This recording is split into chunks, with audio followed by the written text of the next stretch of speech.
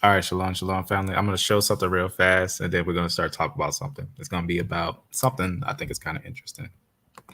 But first, let me just put a little 5-minute preview to something, and then we'll talk about something.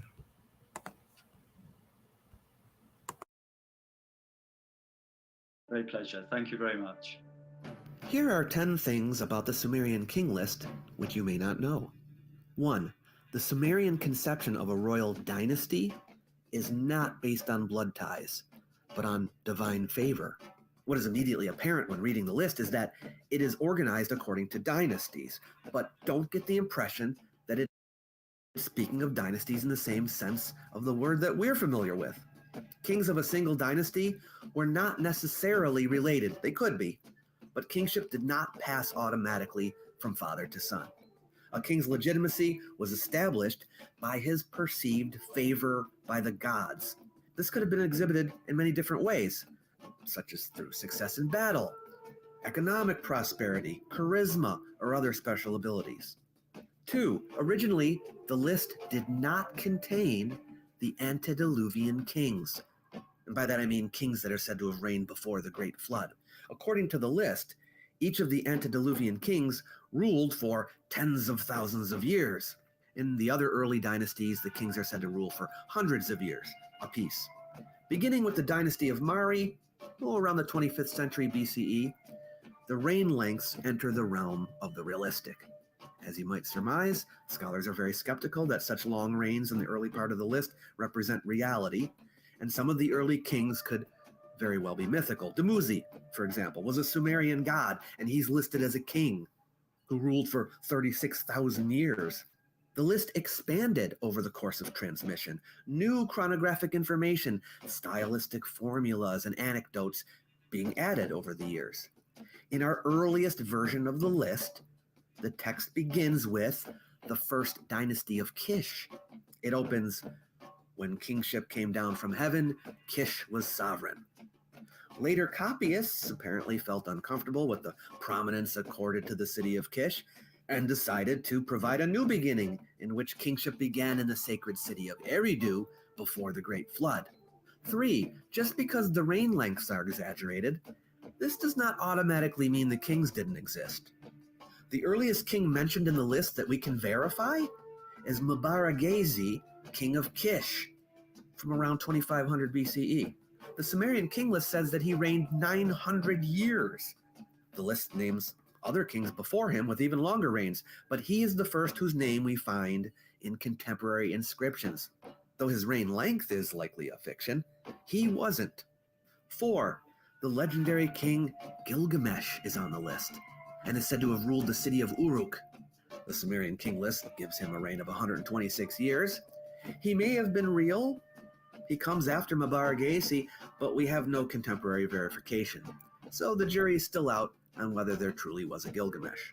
It's reasonable to suppose there was. Number 5, the list conspicuously leaves out the rulers of Lagash. We know from other sources that the city-state of Lagash was an important power in Sumer during the time that the Sumerian king list covers. And yet, no dynasties of Lagash are mentioned. Great kings like Urbaba and Gudea are simply passed over. The reason for the omission is unknown, but it's likely there was a political reason for it. 6. One ruler on the list is female. Her name is Kubbau, and she's the sole ruler of the third dynasty of Kish. All that is said about her is that she is, quote, the tavern keeper, unquote. It was common in those days for women to run taverns. The circumstances of her rise to power are unknown. And again, we're not even sure if she was real. If you like this series and want me to make more artifact videos, please hit the thumbs up button. You might like my little e-booklet, Why Ancient History Matters. It's designed to persuade people that the subject is important, even in the modern world. You might also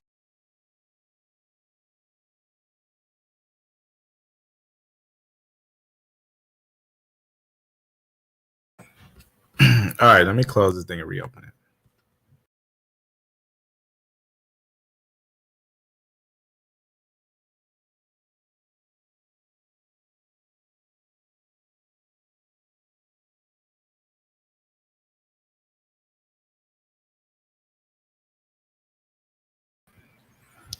All right.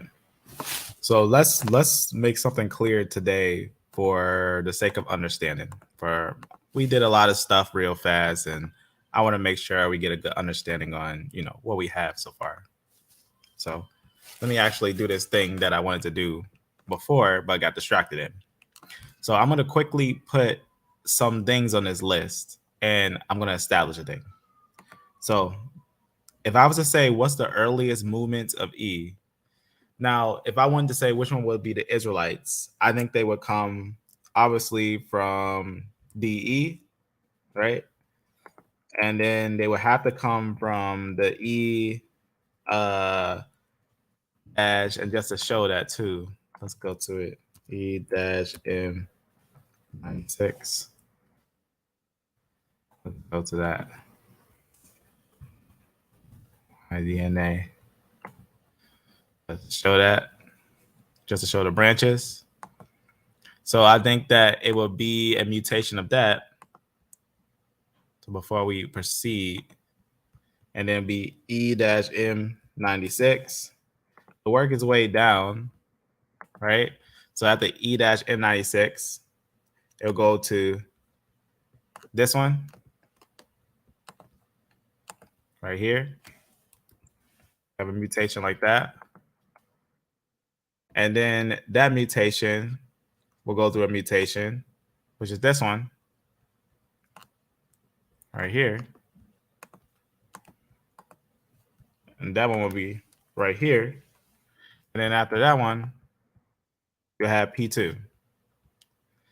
Now I'm going to pause it real fast on P2 because that was kind of important.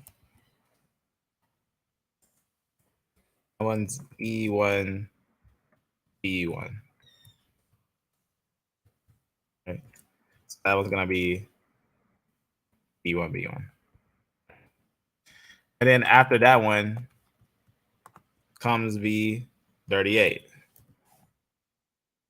And then comes E1, E1, A1. Now here's the thing. There is no E1, B1A or V38 in that sense. That would be earlier than the Neolithic, right? So this time would be the Neo, right?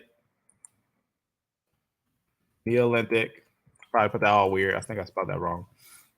Think about how you spell that Neolithic. That's I got the Mesolithic, Paleolithic, but I would spell that Neolithic all weird, like there's an E. But there is no E1, B1A in the Mesolithic and Paleolithic, which this one is going to be the Mesolithic and Paleolithic.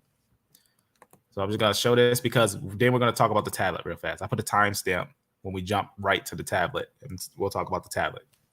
Why? Because we got to first understand these years before we look at this Ebla tablet, because at first glance, it shocks people when they look at the Ebla tablets, but it got a lot of meat in the Ebla tablets that we're going to look at. Let me just let these things open.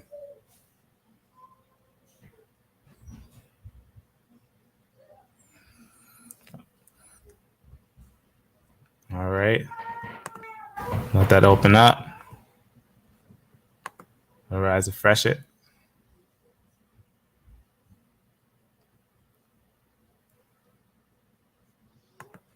I don't know why my notes be misbehaving sometimes. All right, make sure that's the one I want. In fact, I don't even need that one. I just need this one. All right, so this one's going to show us that P2 right here, which we can find in the Natufian culture in Israel. So the earliest E1, B1A groups are going to be from the Natufian culture. So that's going to be your about Neolithic time frame. So if I put Neo, I think it's Linthic. Yeah, Linthic.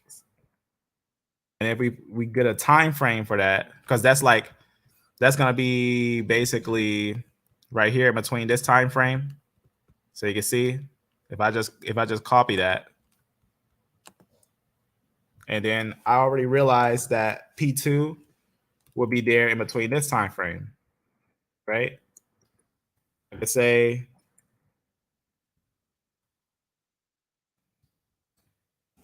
Neolithic. I think I probably spelled that weird. Neolithic. All right, that's how you put it. Neolithic. I don't know why that looks weird in my eyes. So Neolithic time frame till Bronze Age. So it's the transition of Neolithic to Bronze Age.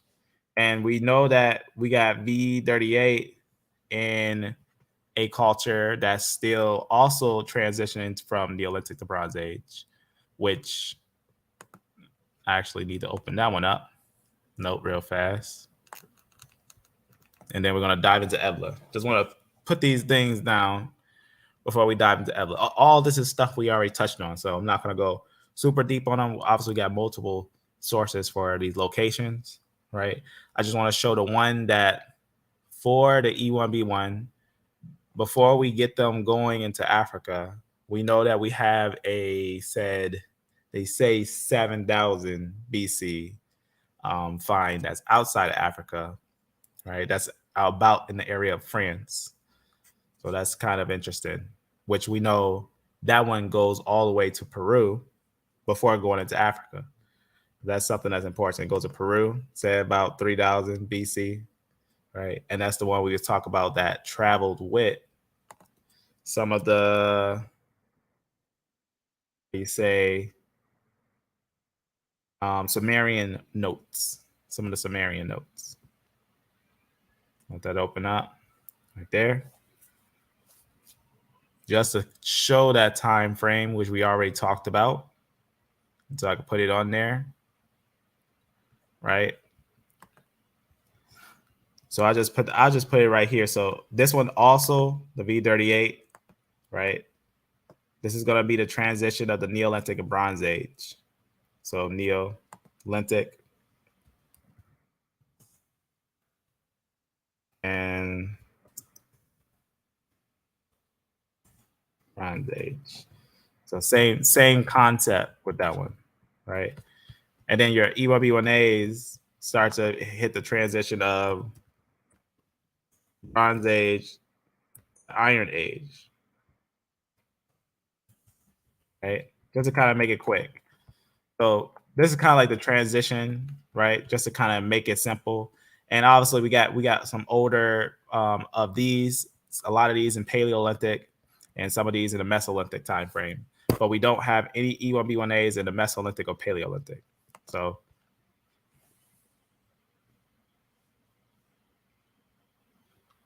just think here. All right, so before we even dive in, just to establish this, right? The movements of early DE groups all the way to that P2 lineages, right? This one's actually the earliest ones that we were talking about, which I wonder, did I open? Let me open it up. Actually, it's opening up now, right there, right? This is just going to be that early DE, which we were talking about over there, and basically in one of the areas of Siberia, right? So you can see the years on that. That's very early, right, for a DE split. And we talked about that early on. And there's other places that talk about them. We talk about these splits, these early splits for the DE lineages and whatnot. And I'm going to go down a little bit. So we talked about it also in some places where it's found. So I'm just going to put Paleolithic for the DE. So the early split for DE was Paleo.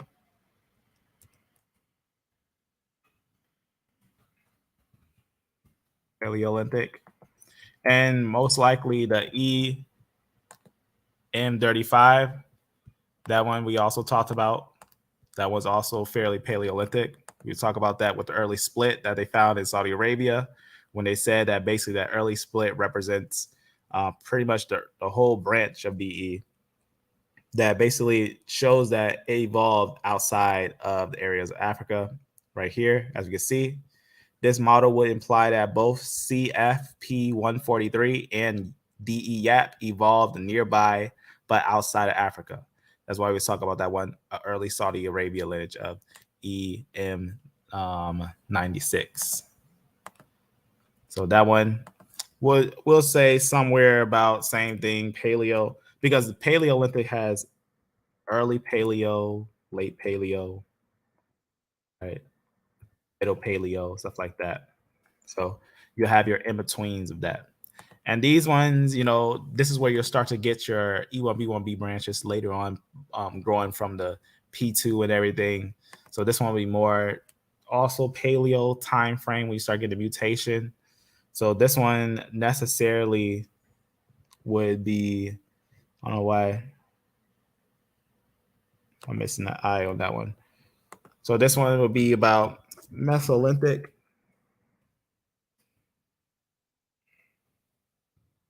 Mesolithic. So I would say for these mutations, since we already know E1B1B is in this time frame, right?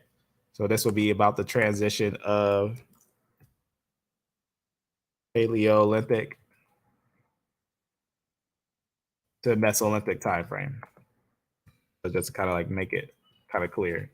So then we get to the Neolithic, Bronze Age transition, and we only have one E1B1 that will be in the Natufian time, in the Natufian area. So we will note that what we have there. So these are just, I'll move this later and stuff. So just to kind of make it quick. I don't know why I put place there. So right here, E1B1, right?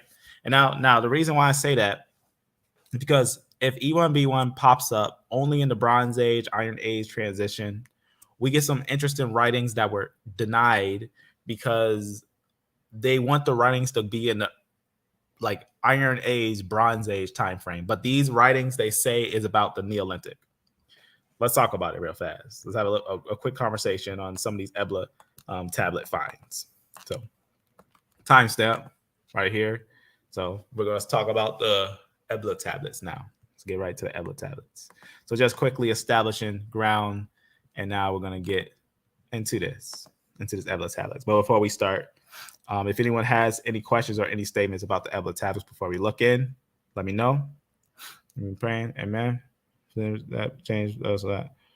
Which what pick? That's right. That was right. Today, experience Bible. Right. That's right. All right.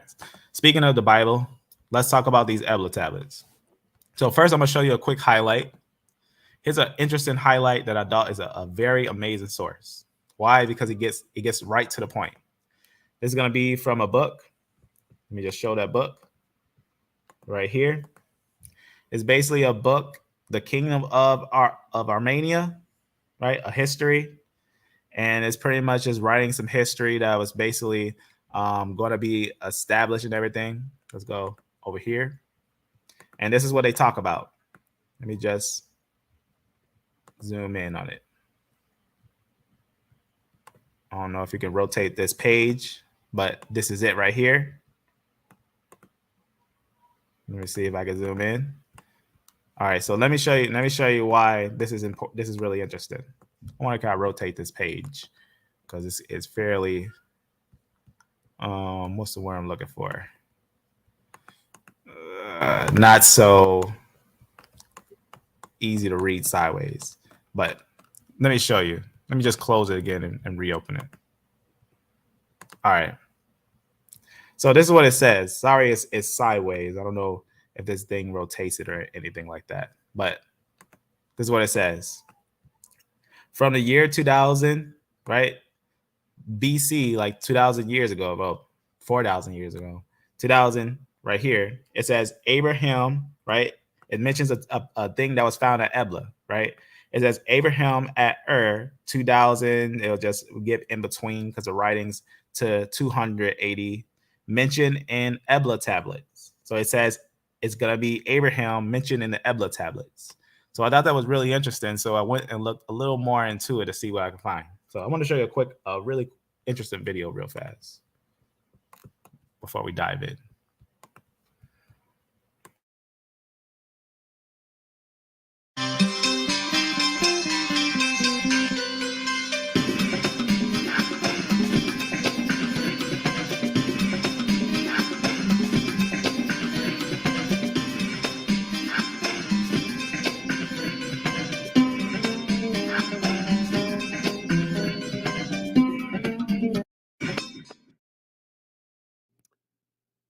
Many of the scholars, the critics for years said, there was no such thing as a kingdom of Ebla, because there was no room in the chronology that they had developed throughout all of history until the two Italian archaeologists discovered literally the kingdom of Ebla. And they found many interesting relics in that discovery. For example, they found a portrait of Ebla's king, a small statue. Now you have to understand, for years they said Ebla never existed. Now they have a small statue of the king. And then they found a stone wig from an Ebla palace statue. They found a stone lid of an Egyptian jar at Ebla, and so many other relics. But the most important thing they found were items in writing, tablets, stone and all, in writing.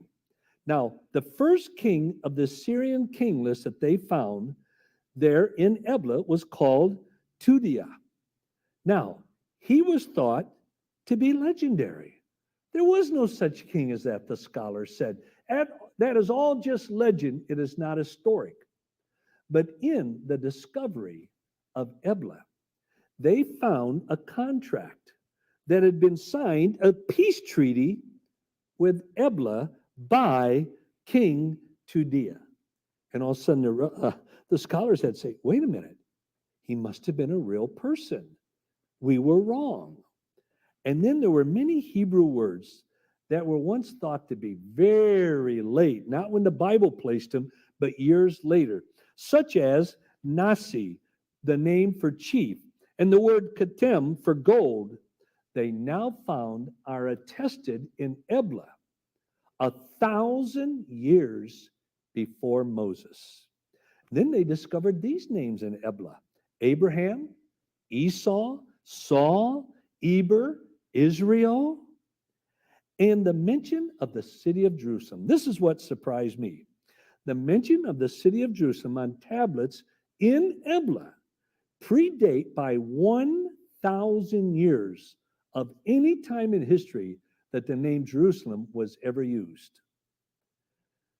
David Noel Friedman said, behind the tradition in the Bible, there is now established fact.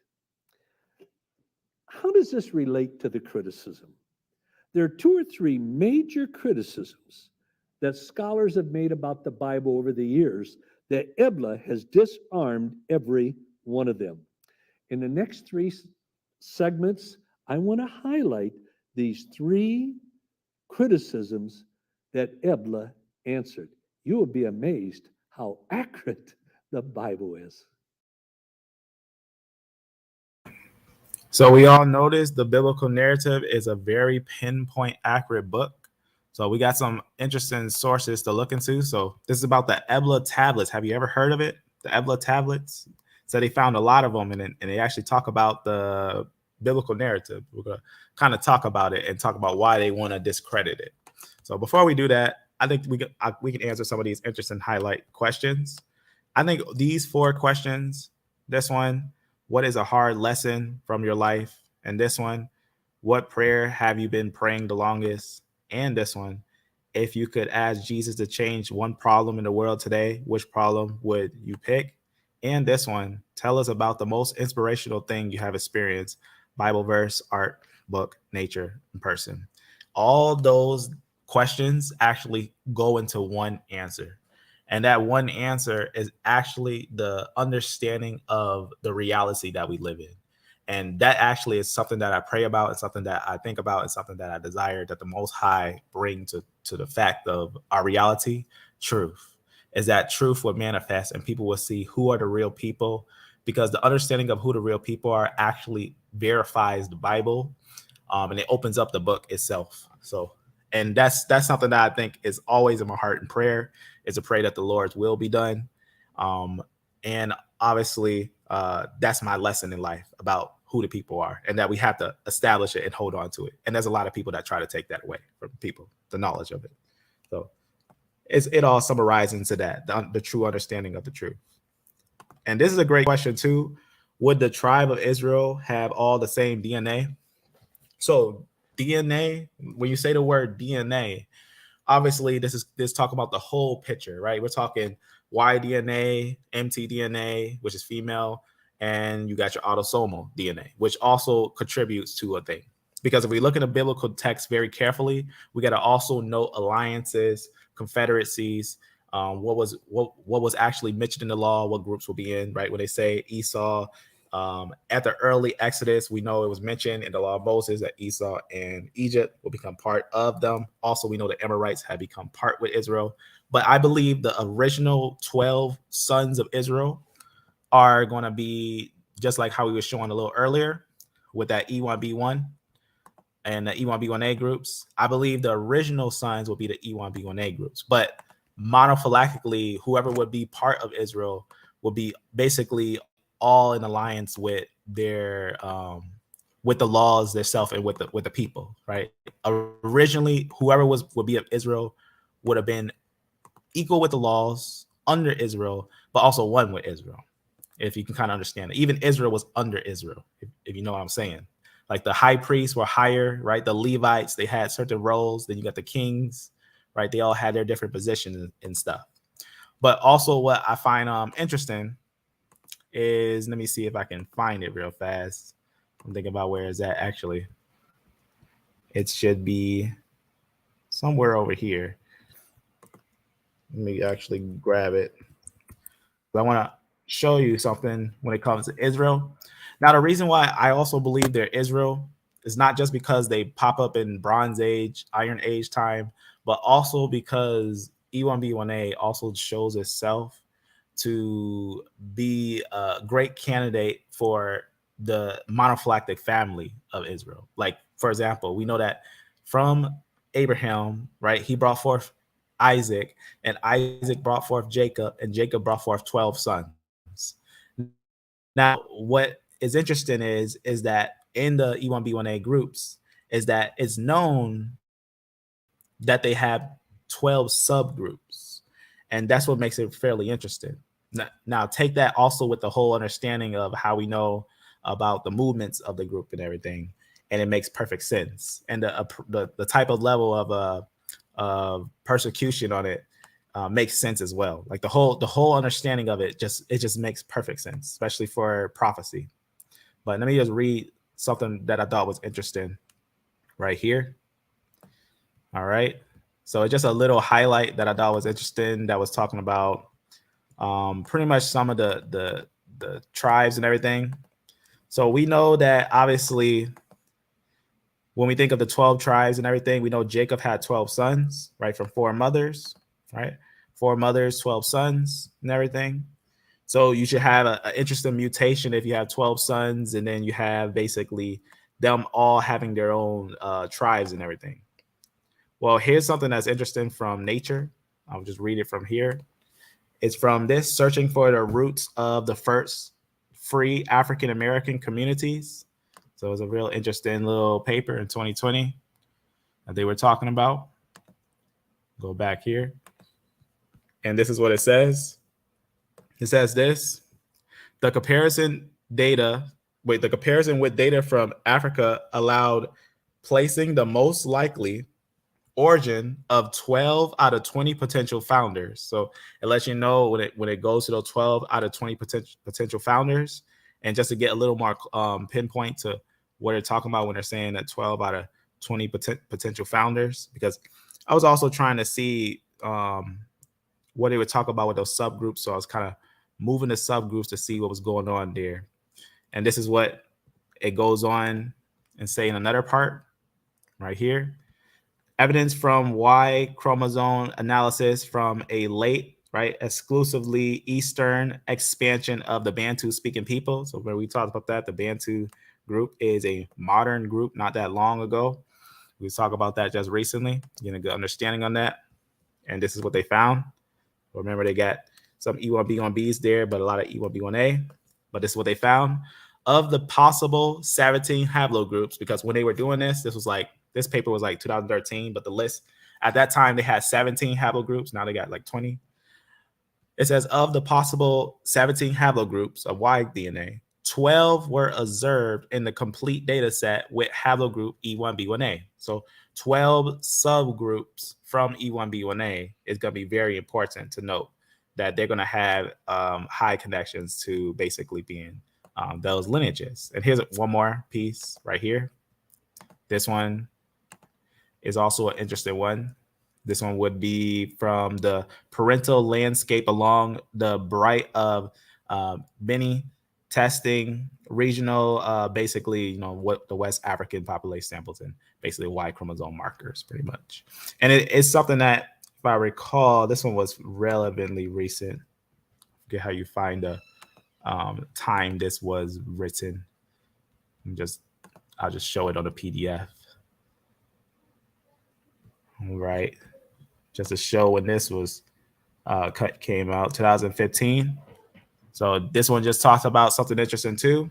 It says among the 120 DNA donors composing the 4 Beninese population samples, it just says according to polygyny given in basically figure 1, it says 12 Y chromosome sub-haplogroups were observed. So it's let us know of this E1B1A group.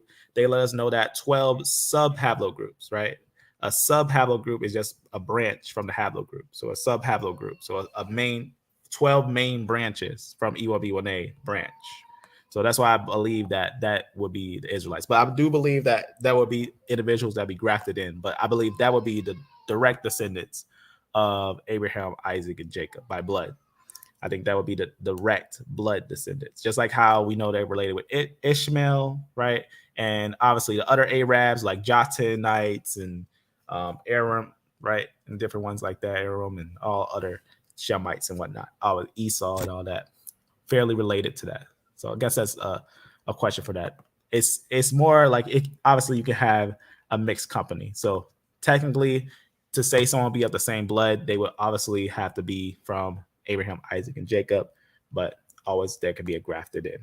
So Israel itself had different wives. Yep. And it's possible, yep, they can have different wives. That's something that's also to consider too. Yep. Not meant to by love, believe all things. That's a good question. Wise answer. Now, what is meant by love? Believe all things. When someone is trying to make me believe falsehood, how can I tell?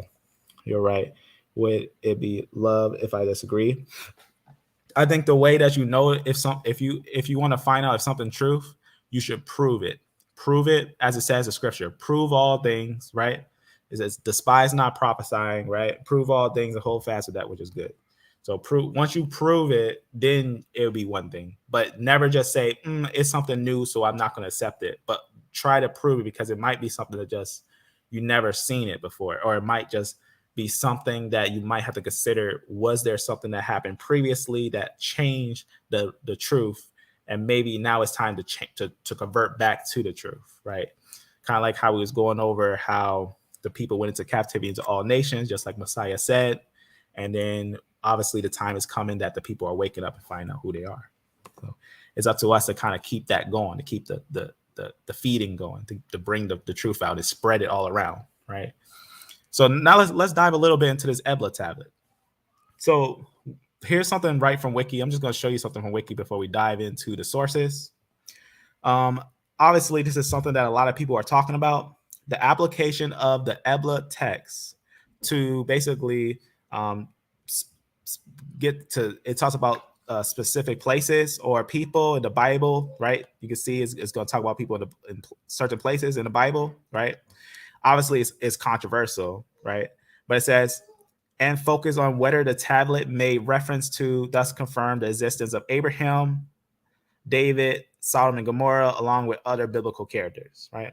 So obviously the Ebla tablet, they know that it talks about them, but you got to know why they discredit it. What's the reason? What's the reason why they actually discredit the Ebla tablets? I'm going to read this right here that they actually talk about on this one pretty much, because that one just, it's a quick highlight, and now I'm gonna read something about the Ebla tablets. This is what they were passing out, and they were saying, because let's just read it and let's establish why they were saying they don't want to use the Ebla tablets. All right, so this is why they didn't want to use the Ebla tablets. So the Ebla tablets, they say no biblical claims. That's what they say. They say no biblical claims, right? That's probably why you haven't heard about it. This is a real article from December 1979, right? Because they just found it and then they discredit it as soon as they try to find it, and they know that is actually just let me read it to you.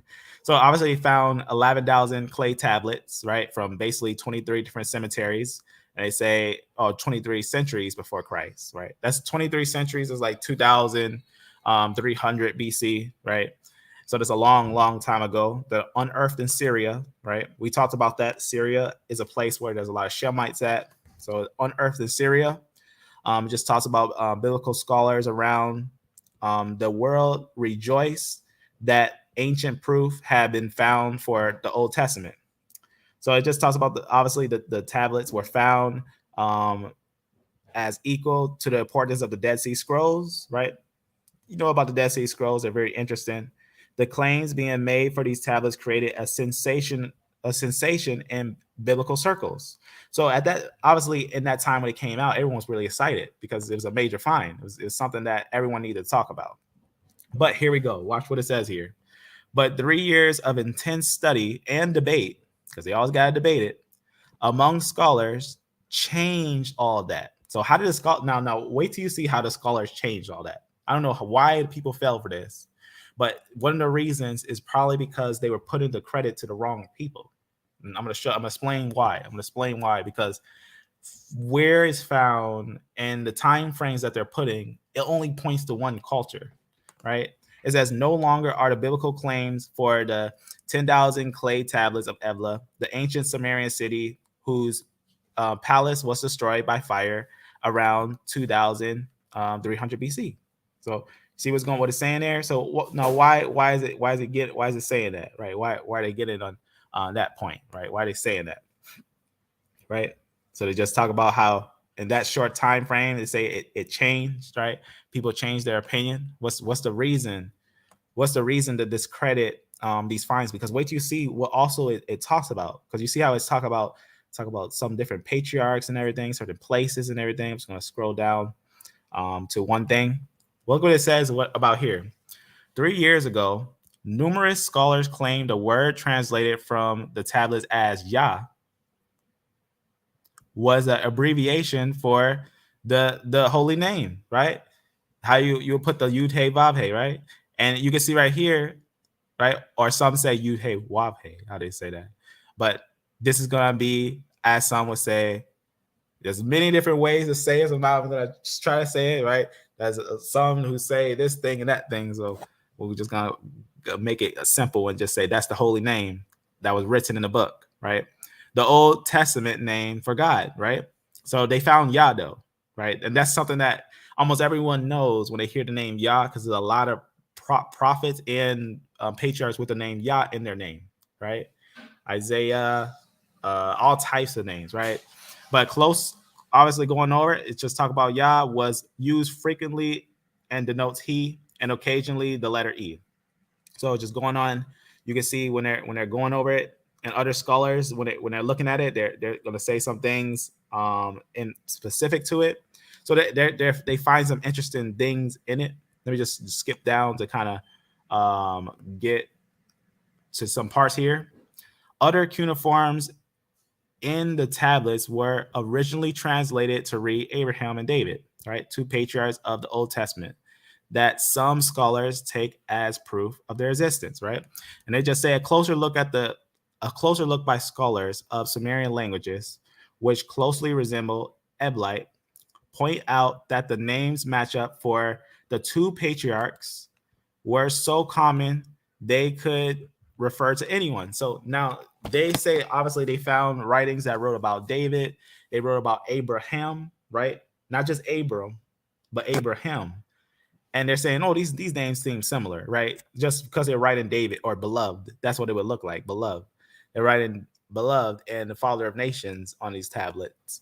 And they're saying, well, they could be anyone, having these on there. It could be anything, right?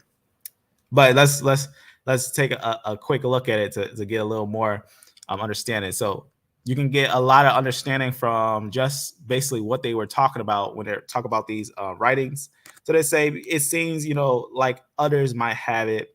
It seems like it's something that others will have that name, stuff like that. But you got to look at things a little more closer to get a good understanding on them, to get a full understanding on these things, because they'll go off and say there are an estimate of 2,500 cuneiform symbols in the Ebla tablets, and once accepted notion that their translations bear a close resemblance to biblical Hebrew has been dismayed almost completely. So you see how they'll say it's been dismayed. So why? If you gotta obviously understand, if this is gonna be written right in the area of Ebla early on, we gotta ask ourselves, the time of Mesopotamia is all the time frames considered a time frame that we would say, what's the word I'm looking for? Solid, right? Will we say that the exact, because what I was just showing you earlier is that the Sumerians and a lot of different people, they will be lying about their ages, about how long they reign and stuff like that. They'll be lying about how long they be reigning. So a lot of times when they date these things, they make them astronomical numbers. They make them astronomical numbers, right? That's what they do when they're dating these things, right? And so they're getting a good understanding on some ideas of Ebla and what's written on them. So they got a lot of tablets, they got a lot of writings, and they got some interesting things on it. Let's dig a little more into it than just browsing over the top of it and getting a little bit of that. So let's dig a little more deeper into it. So you see how this individual, right? They already said, based on that tablet, right? Because we're going to get a little more deeper into it. They say, based on that tablet, Abraham at between 2000 and pretty much, all the way to 200 AD, right? Mentioned in Ebla tablets. So we can get a good understanding that we see someone mention that in some of the tablets. Let's get a little more highlight before we get to another source. I'm going to show you what someone else is saying about it as well.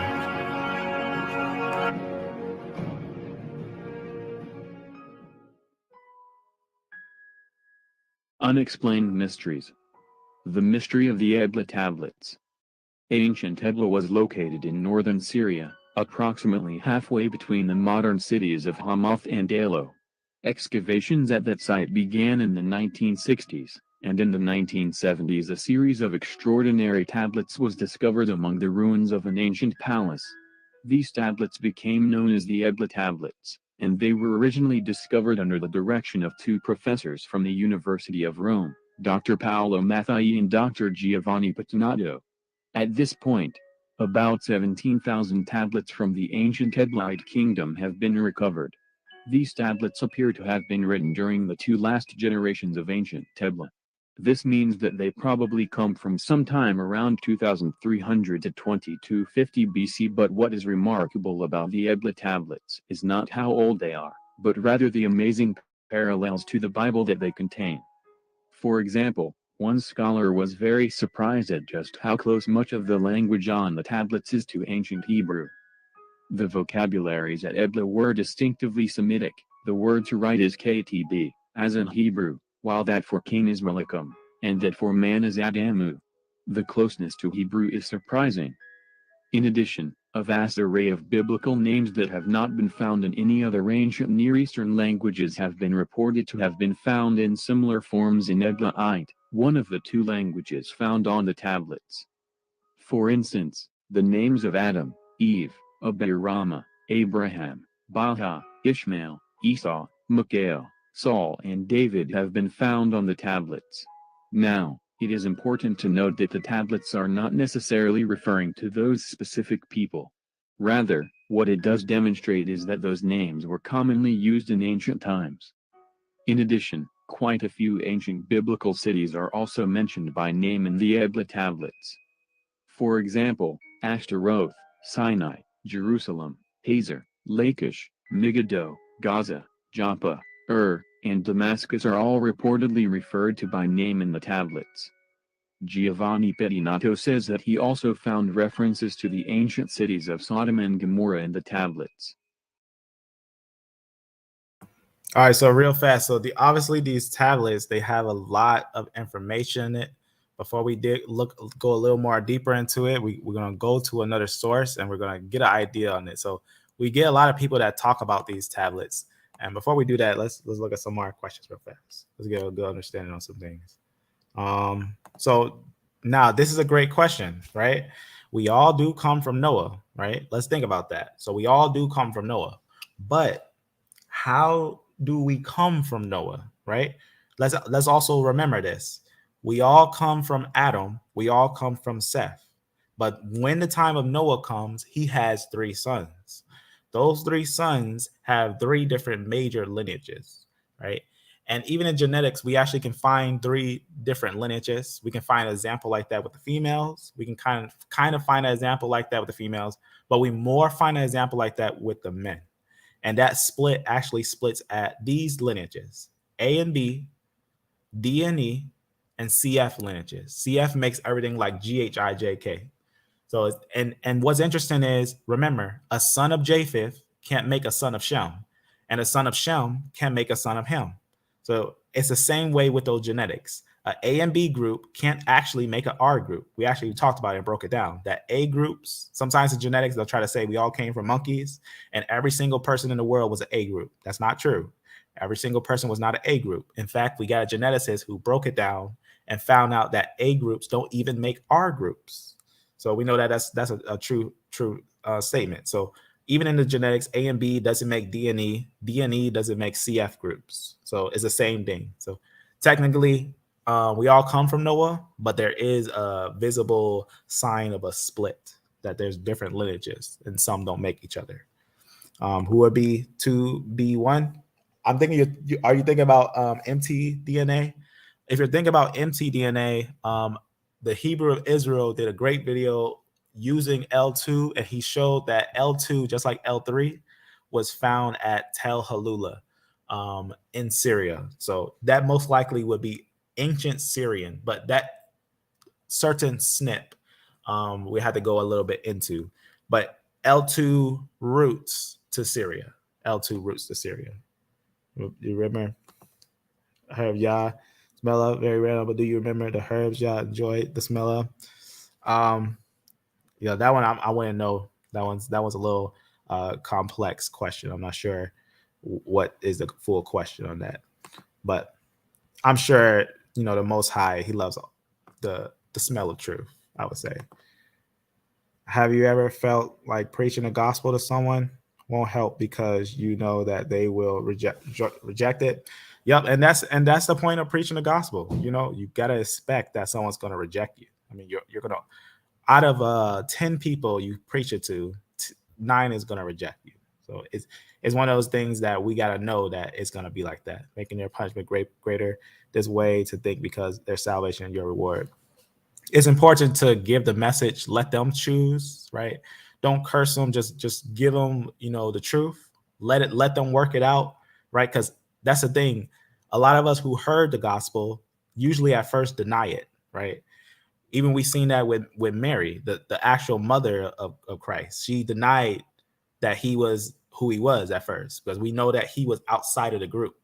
We know that at first she was outside the group, but we've seen her come back in the book of Acts. So we did see her come back to the group. So yes, I would say that if you want to preach the gospel, I think it's better to let it work itself out.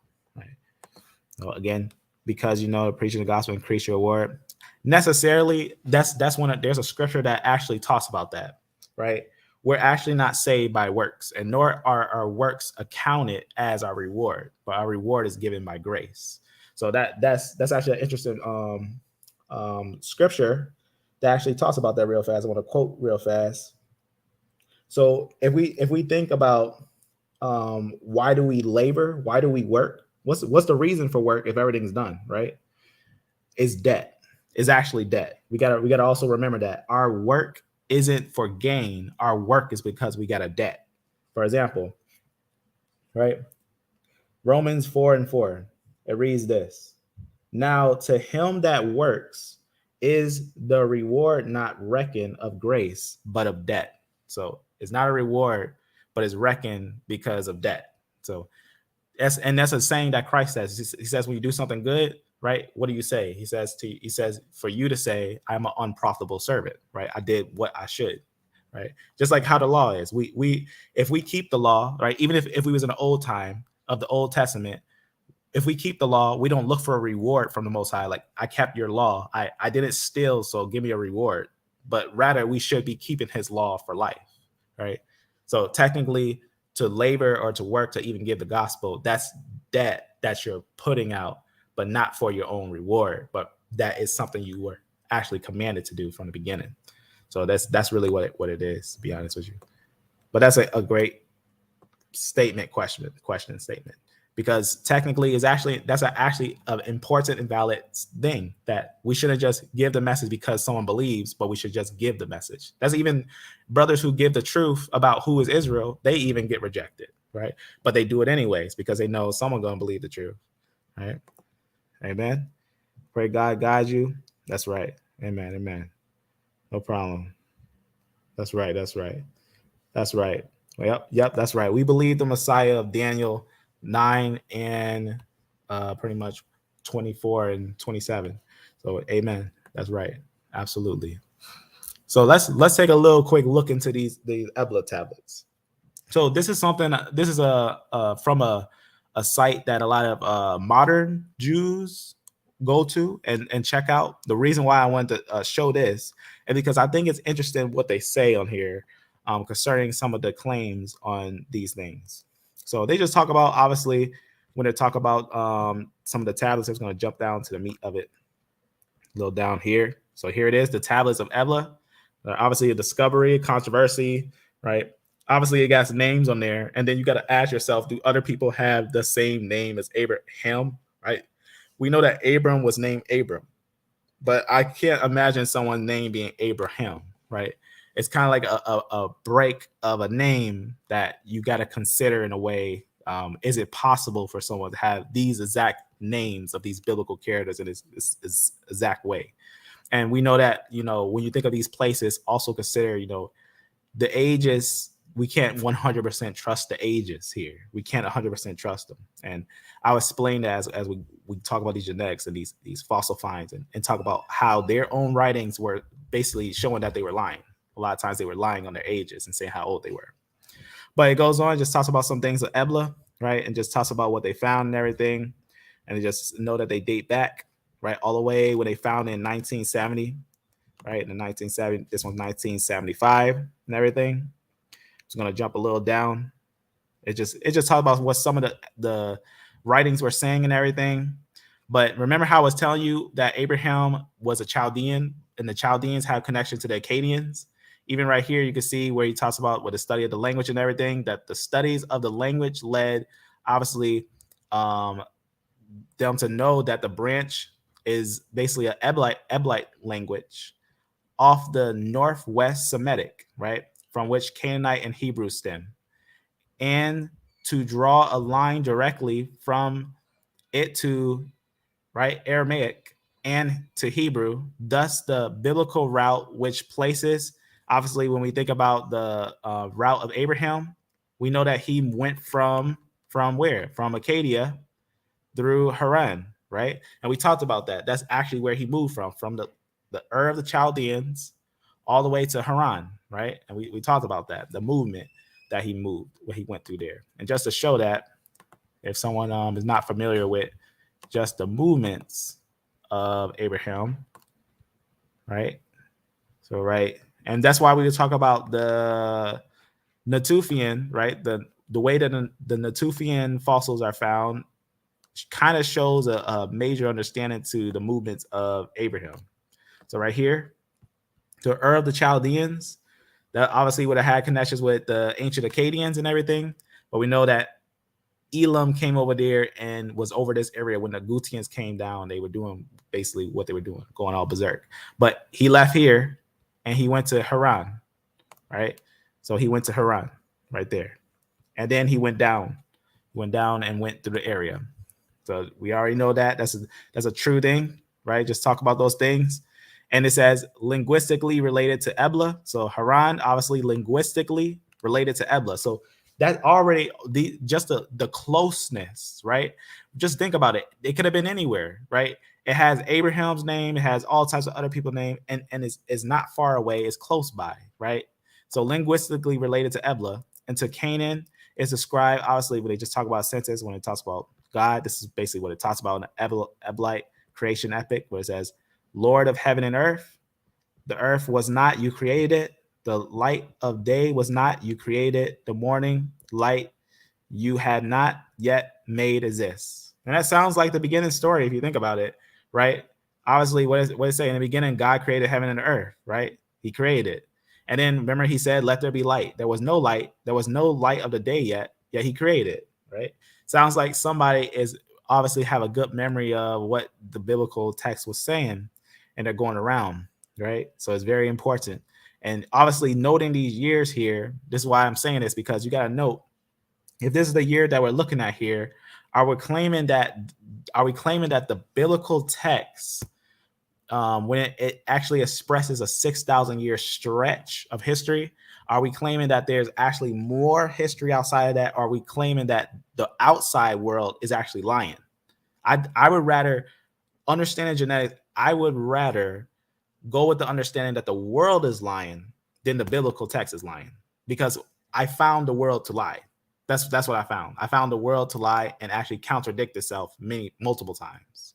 So this is kind of like an understanding of that when looking at these things. You got to be careful. But notice what it goes on and talk about. Right, just talk about this person right here. It had talked about some of the writings from Ebla, right?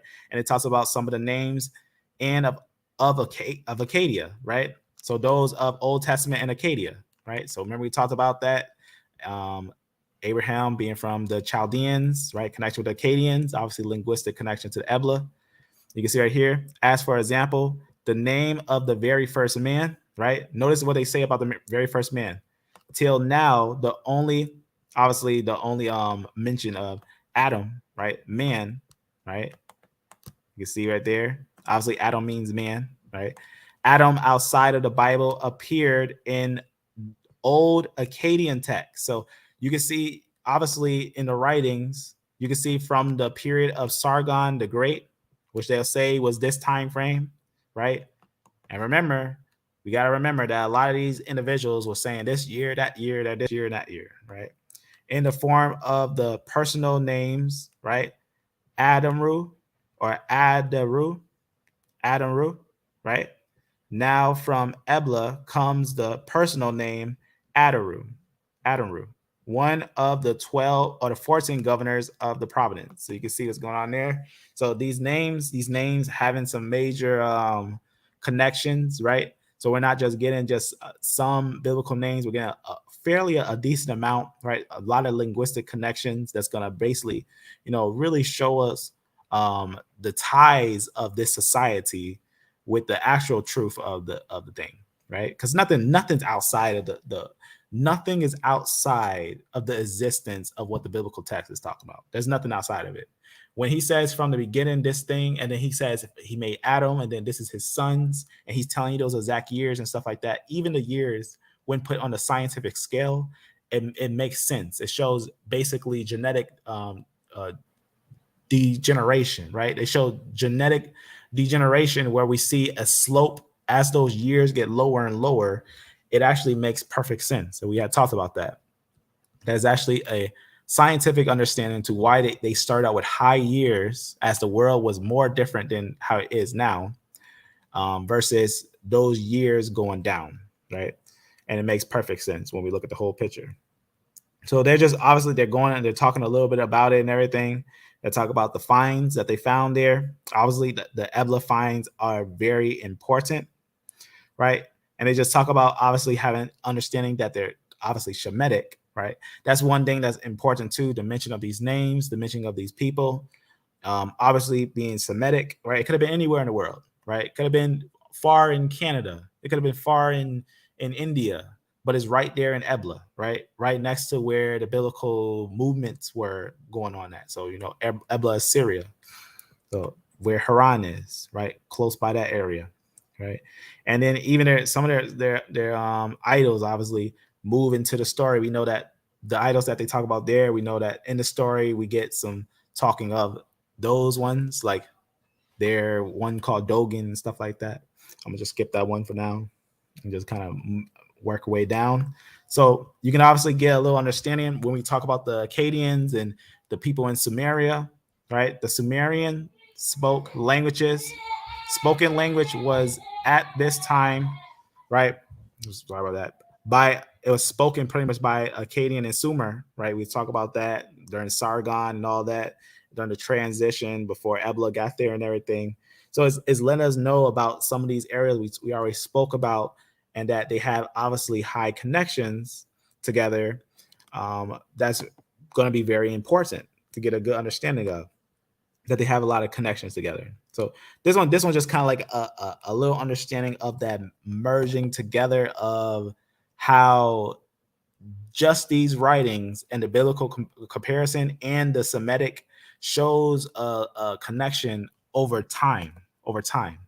So let's look a little more detailed into it. So the Hebrew words that are written in Ebla are a little interesting as well. But let's see the rest of this little video. In fact, one key discovery appears to relate directly to Genesis chapter 14. Some Bible skeptics have long tried to claim that the victory of Abraham over Chedorlaomer and the Mesopotamian kings in Genesis 14 was fictional, and that the 5 cities of the plain, Sodom, Gomorrah, Admah, Zeboim and Zor, referred to in the chapter are legendary. But it turns out that the Ebla tablets refer to all 5 of the cities of the plain, and on one tablet the cities are listed in the exact same order that we find in Genesis chapter 14. The strange hymn.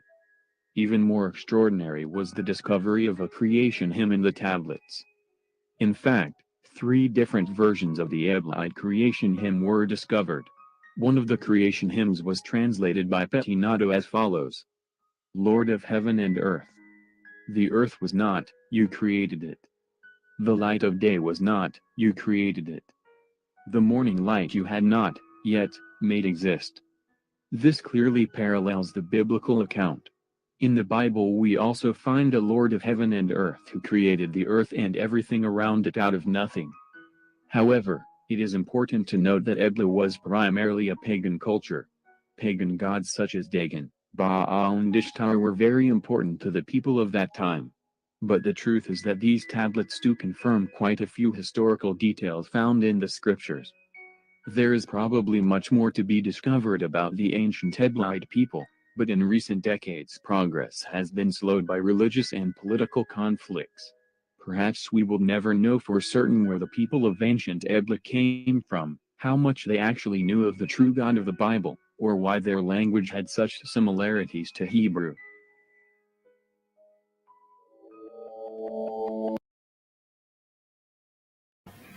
So you can see, obviously, having a lot of linguistic connections, and that's going to be very important for understanding some things. So here's something that I thought was interesting, that this person was talking about. He wrote this a little bit after the reports were coming out trying to deny the Ebla tablets. This was in 1777. This is just a creationist. He goes by basically Clifford Wilson, MA, with basically a couple different diplomas, right? Guys, bachelor's, PhD, and whatnot. All right, so let's look at what he says though in here. So it gets kind of interesting what he says here. So we just obviously just talk a little bit about Ebla and everything, obviously getting the finds and everything, talking about some of the text and its connections. It's going to go down, obviously. 1975, and we talked about that. 1975 is the season when they found those things, right? 15,000 tablets recovered, a lot of tablets and everything. To bring reports to date, right? It just talks about a couple different things and everything. And it says a few were found about a year later, right? Almost 2,000 found. But you could obviously get an understanding that it mentions a lot on their population and stuff like that. So it was something that was very interesting, very, very technically important for that time, connecting linguistics and obviously mentioning things that are in the biblical text with this interesting find. So let's get a little more into it, into what he talks about here. So he just goes on and talks about some things. The tablets would appear to date to the two last generations of the city, somewhere they say about 2300 BC, probably 100 years earlier, to the final destruction, everything. Just talk about its final fall, which we talked about these things. We talk about the Akkadians and everything when they come in, right? And they get pushed out and everything. Just talks about the hymn. We already talked about the hymn and everything. He talks about the locations as well, because we know that these locations are important to kind of get the understanding of the biblical region, right? Ashkelon, Sidon, obviously Ebla, right? The Syrian city and everything. And obviously the two languages is important because I've been talking about this, the connection of Sumerian and obviously the understanding of the Semitic language from the Akkadians, right? Which is a branch, Ebla, Eblite, right? Sumerian brings that branch of Akkadian, and also a branch is from that is Eblite. So these are highly connected languages, having a lot of ties together and everything. So I would just talk about a couple different things, right? I'm gonna go a little down, and obviously he goes on and talk about what's written in the text. So here's where it gets kind of interesting too. These Ebla tablets are written in a Sumerian script with Sumerian logograms adapted to represent Akkadian words and symbols. So linguistic connections is important because this is what I was talking about. Because a lot of times scholars, they want everything to be found outside the Bible to verify the Bible. That's not how you verify the Bible. Rather, you let the biblical narrative speak, and everything else is verification to what it's saying, right? But goes on and says about 1,000 words were recovered. Just talks about some of the vocabulary and everything. Obviously, the linguistics, Sumerian, logogram, and just talk about the combination of those things. I'm gonna jump right here. Just some of the words right to what it's gonna say about the Semitic words. All right, it says the word to write is basically KTB as in Hebrew. So it's saying a word in Hebrew to write is the same in the Eblite language, while that for a king is Malachim, right? And that for man is Adum, right? Right? Closeness to Hebrew is surprising. So obviously you see the closeness to these languages. They say it's surprising, right? It shouldn't be surprising because we know that Abraham lived about in these areas. So they're going to have some high linguistic connections. So these connections is important too. That kind of gets a good understanding of these things. He goes on and he talks about this other part where he just talks about some of the laws and a lot of different things where he's just saying what he's comparing Deuteronomy 22 and 33. I'll just skip that part for now. So he just goes on and talks about this part right here. This is where it kind of get a little interesting as well. Just talk about some of the names and everything. Obviously, we talked about the date of that, and he talks about some would, as it says right here, from all other sites, the nearest in multitude for a number of tablets, because we also have other places with a lot of tablets like Mari, would be Mari, right? Just dating, obviously, years later. So Mari also has writings as well. If Mari has writings as well, and we also got to remember the Shemites, the later Shemites were tent dwellers. So they moved around in tents. So you got to also remember that they will move around from place to place. So that's something to know as well. So they can easily move to any of these places. But here it is. A number of personal names in Ebla documents are very similar to names used in later times in Old Testament. One such name is Michael, right? Michael, right? Which means who is like El, right? That's the angel's name, right? Who is like El. And related form, also in the Ebla text, is Mikiah, which is well known in the Bible, right? With the Yah ending replacing the El, right? Who is like Yah, who is like El, right? You can see what's going there. Other names are Esuum or Isu, right? Isus, right? Or Esau, right? To be blunt, right? So Esum will be Esau, and then Dum or David, right? And then Saulum or Saul, right? Or Ishmael, right? And the last meaning, obviously, El, right? The two L's and everything means God, right? That's sometimes you'll see it like that, right? In some places, that'd be the proper name, El as in God, and everything. So it just goes on, obviously having a lot of linguistic connections in these writings, giving us a good understanding for, you know, some of the things that's going on there. It just goes on and talks about a couple other linguistic connections and everything. So the linguistics is important to see those connections because one, it also establishes location, and it established close ties in linguistics, right? At Ebla, the king Sumerian was, you know, Sumerian title N, and according to the basically the vocabulary list already referred to, they just talk about the, you know, the name Malik, right? When it talks about king, right, ruler and all that, it just says it basically is equivalent to that. So this is virtually the same as the Hebrew word for king, right? Virtually the same, Malik, right? In the Old Testament, right? Malik.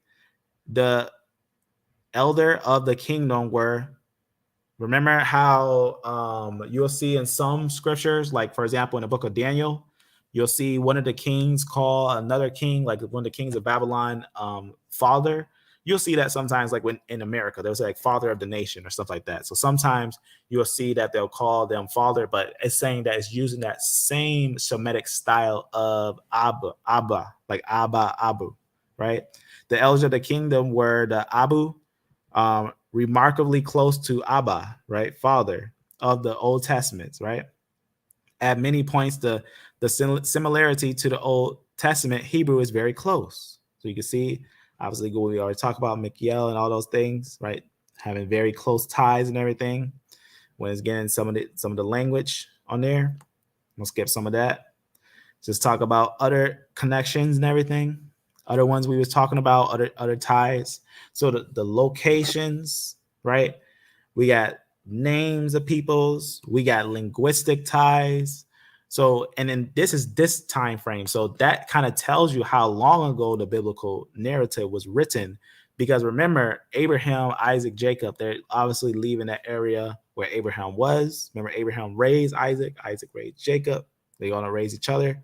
And they also still have people around them. So remember, culture is still going to be a major thing. That's something to consider, that the culture ties seem fitting. The culture is very fitting for this, to give us a good understanding on what's happening here, a full understanding. So obviously, this person was someone that had a background to him and everything. So you get a little understanding right there. Just talk about who was basically given the understanding for this. Let's go a little more into it, to the Ebla Tablets. So like we were saying, when we talk about the Ebla Tablets, it talk about a lot of other people and stuff, right?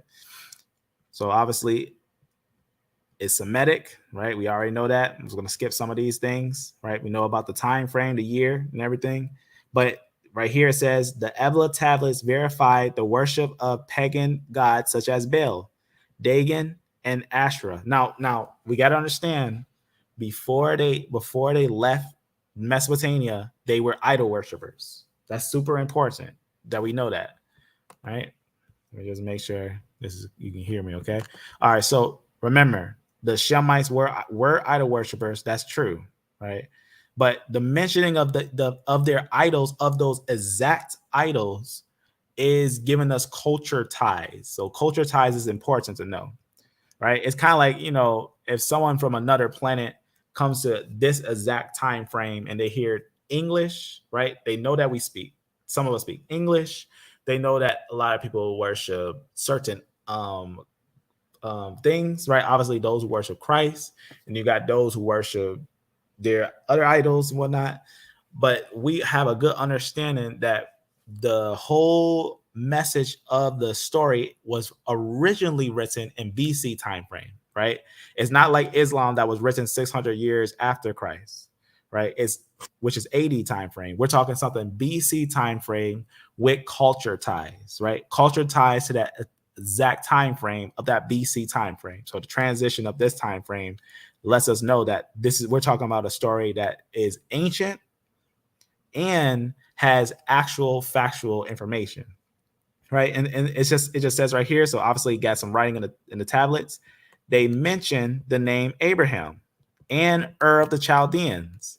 the biblical Abraham's birthplace, as well as other similar cities and places. So what are the places? Because we have to know this, because sometimes people, what's what I'm looking for? They like to put Jerusalem in another place, right? This is even important for that some people like to put Jerusalem in another place, but we don't need to do that because we got enough historical documents to know that where the place was, right? It just talks about some of the names of the city that were found, right? We know about some of these that's in this area of basically the Phoenicians, like Byblos, right? You can see some of those things. Damascus, Gaza, right? Sodom and Gomorrah. Isn't that interesting how it talks about Sodom and Gomorrah? A lot of these places are ancient places.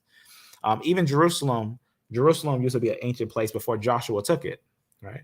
The most intriguing of all are the personal names found on Ebla tablets.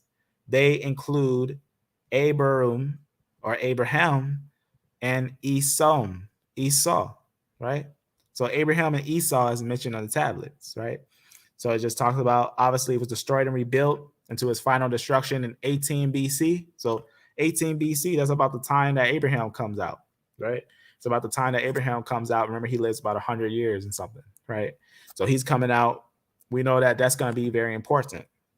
So obviously, if it falls in a place called a tell is just a lot of layers of a city being rebuilt, falling down and everything. So it's something that's kind of interesting, important. So the linguistic ties is very important, right? And it's up to what's the word I'm looking for? It's up to how you feel when you put these things together to the biblical text. How do you feel when comparing the historicity of, obviously, these tablets are found, and how the biblical text also has a lot of these characters and idols and stuff like that that's mentioned, like obviously the Dogon, all that, Baal and all that. And you see the biblical texts kind of come out in a time frame when the world is kind of mixed together. It's what's one, not really mixed together, but mixed in a kind of confused state. Because if you know how Mesopotamia is dozens of idols. I could do a long live on how many idols they have. They have no end to their idols, right? There's no end to the Sumerian idols and the idols of Mesopotamia. There's no end to them. They have multiple idols, right? Even the book of Joshua talked about how some of them had idols in that time. But it just goes on and talks about what also was an interesting find, the Armada Letters. So this just talks a little bit about some 400 cuneiform tablets that were discovered in some of the royal archives of Amenhotep III and Amenhotep IV. And that was about 14 BC and everything. And it just talked about how those letters also talked about some things, right? Among them were letters written in Babylonian cuneiform script to these pharaohs in Egypt by various kings dwelling in the land of Canaan and Syria, written during the time of Moses, right? When Moses and Joshua, all them was in the lands of Egypt and everything. So I'm gonna say Avaris, right, down in the area and everything. So a lot of these tablets transition smoothly, right? They transition fairly smoothly to another time. And remember, we were talking about Mari, how Mari also had text as well and everything. You says, then you have the Mari tablets, which also confirm the story of Abraham, his father, and other figures, right? It also gives us more background story to the political and social tensions surrounding Abraham leaving Ur. You can see what they say about here. Among these artifacts are some 2,000 or 20,000 tablets found deep inside the ruins of the city of Mari in today's Syria. And just to kind of, I probably should show these just to show like where they are on the map, because wouldn't it be good to not understand that? So Ebla, obviously Ebla would be right here. So this area was controlled by Ebla, and this area was controlled by Mari. So you can see Sumerian, there's Ur, the Chaldeans. And remember, I also talked about, let me make sure I read something here so we can kind of show that what we're showing is historical information we went over and we had talked about. But let me show you something real fast so we can get a little insight on these things and whatnot. Right here. So this is kind of interesting one I was talking about just recently. Right here, when I was just talking about some of the DNA analysis that was analyzed for the kingdom of Ebla, right? The remains of this area here. Maybe I can show it. I'll show you why, because we got to also confirm it genetically that if we're going to have writings from Abraham, we should find children of Abraham there. So obviously this city is a city in Ebla and everything. You can see the location there on the map. So just in that same place I was kind of showing before. So it just talks about some of the finds there. It's just the inhabitants of the kingdom of Ebla were a mixture of Levantins, Iranians, and Anatolians. One early Bronze Age, they just say from 2700 to 2500 BC. So that's about that time frame of Ebla, right? Individual carrying the haplogroup E1B1B, a lineage closely linked to the fusion of the Afro-Asiatic language. Remember, Ebla linguistically is tied with Hebrew, and remember that same linguistic is Afro-Asiatic. So that's very important. So we got to understand that Afro-Asiatic is a Semitic language. So we was talking about this. It was just a little tablet that we was talking about right here. I'm just gonna kind of skip it. Remember how we was talking about all the way to the letters, right? We was talking about the Armada letters and all the way to the letters of the 14th century. So you see how it's kind of blending together like that? How all these things are kind of working together and it's coming to a understanding of truth. Let me just show something, right? Because a lot of people know that during the time of Abraham, there was a important society that was basically tying together, multiple societies that were tying together. And one of them was close with Urkesh. See if I can find it on here. Or let's scroll and see if we can just look for it like this. Oh no, this is the one with the picture. There's not one I want to find. All right, this just goes over some fairly interesting things. Let me just make sure.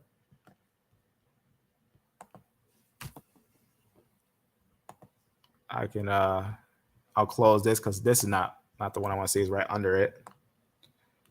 Right over here. All right. Let me make sure I'll go to the right one. See which one, where is that? Probably this one. Make sure.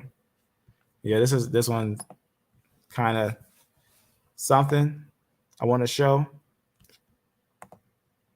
And see if I can download a PDF real fast because that'll help for finding some of these names. All right. All right, so let's talk about some of the interesting finds there. I was gonna go to some of the early writings. So it just talk about some interesting things. I was talking about this stone, this little stone they were trading during the Akkadian period. Why is that important? Because it tells us about movements, right? It's gonna tell us about movements through that location. So this little stone was basically a volcano stone that they were trading, right? So they were trading this little stone. Sometimes it's green, sometimes it's like rainbow or black. You can see different types of looks on it. Get back over here. So they just talk about what they were doing there. Obviously having some trades, some connections and everything. I'm gonna go down. And then they're just gonna talk about some trades and that they're gonna have connections with right where you see right here. Here we discussed the discovery of Central Anatolian. I keep saying this word weird. Let me hear it one time because I know it's Obsidian. There it is. So Obsidian. So obviously they had some obsidian there at the Bronze Age site of Tel Mosen, basically at ancient Urkesh, located in the northeastern corner of Syria. So remember, it's going to be in connection with Syria. Obviously, what's important though is that part of the land were filled with some Hurrians. So this early Hurrian political and religious center lies within the proposed supply zone for Eastern Anatolian Abyssinian. So that's important that we got some close ties of trades in this area and everything.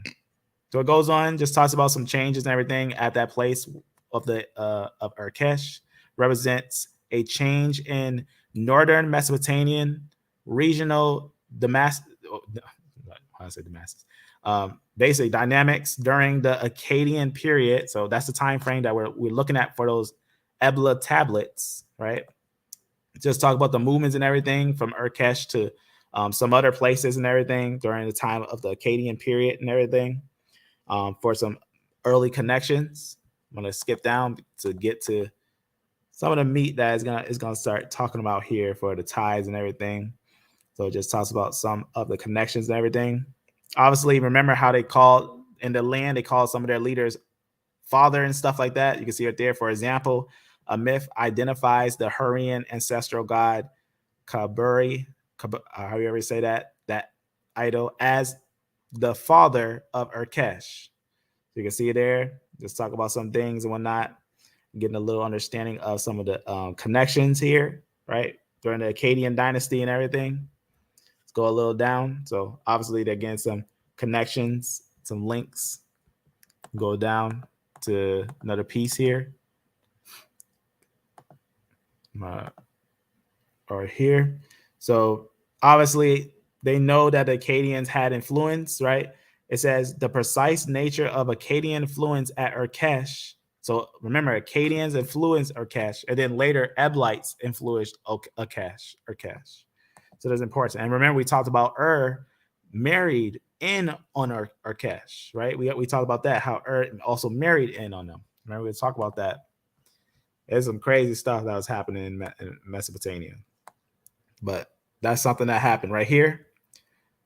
Tar Magade, I'll probably say that weird. The daughter of the Akkadian king, Nurasem, right? So a daughter of the Akkadian king, Nurasem, is believed to have married the king of Urkesh, right? You see what's going on there? So ties from a distance. So kind of show that. I don't know if it'll show me this. To Urkesh. Right. It's basically like, that's kind of like the journey. So that there it basically is, you know. So it's like when you think about Haran, it's like right in that territory of Syria. So that's something to consider when looking at these things, to consider that kind of understanding. So when he went to so we know that to the area of Haran where the Syrians are connected. So just remember that to Urkesh are going to have some connections. They're going to have some ties, even genetic ties, right? Before we proceed. So remember that we talked about that and Ebla had reached to Urkesh and they had ties with them, right? During the early second millennium BC, the city passed into the hands of the ruler of Mari. There's Mari again. So talk about Mari. These are Syrian cities, a city a few hundred miles to the south. The king of Urkesh became a vessel, obviously, to Mari. Right? We'll get a little more into this Urkesh and into the Akkadian influence that was happening there. So very important. There's Targarm. There it is. Remember we talk about her right here. The implications of Gade at Urkesh are uncertain. So what the implications? He's basically saying, why did that happen? Why did Nerasim, right? Why did Nerasim basically have a connection with them, right? Because they know no doubt that Nerasim, king of Akkad, right? They know that they obviously found some different things that connect them, right? With Targum, his daughter, Targum, Agadi. I keep saying a name weird. So it says her ceilings, right, is letting you know the way that we know is no doubt is because it was stamped in a seal. So the Akkadians who are having connections to the Chaldeans also have connections to Urkesh by this marriage. So this early marriage is going to be very important for us to understand some of these writings, right? Remember, nothing happens outside of the biblical narrative. And we know that E1B1B is here and these locations. That's what this is about. So you can see right here, So it just talks about, obviously, we found her ceilings were excavated from phase 2B, right? Just talk about some place in the palace complex and everything. And just talks about, where she lived and everything. Obviously had her seals, and know the time frame to 2260 BC. So we talk about this time frame with the Eblite writings when we were talking about this, about these writings that were found in these areas and everything. So it just talks about, obviously, why was she there? What was the reason that the Akkadians did that alliance? So they wondering why. So it just says right here, argued that she was married to the king who succeeded basically one of the people of Urkesh. This implication supports the proposed alliance between Akkad and Urkesh. So they say they had an alliance. So that's important to know that they had an alliance. So just talk about some things. So that's important to know of that tie, a major tie that we have there in these areas. So why is that? Why is that also important? Right? We're going to connect that with Ebla and other places. But Urkesh, you can ask anyone, it plays a major tie during the time of Abraham coming out. Right? That's why we was connecting, right? Determining the nature of the Akkadian influence at Urkesh is a heavy burden to place on 3 exotic obsidian artifacts. So obviously the obsidian connects what? It connects Anatolia.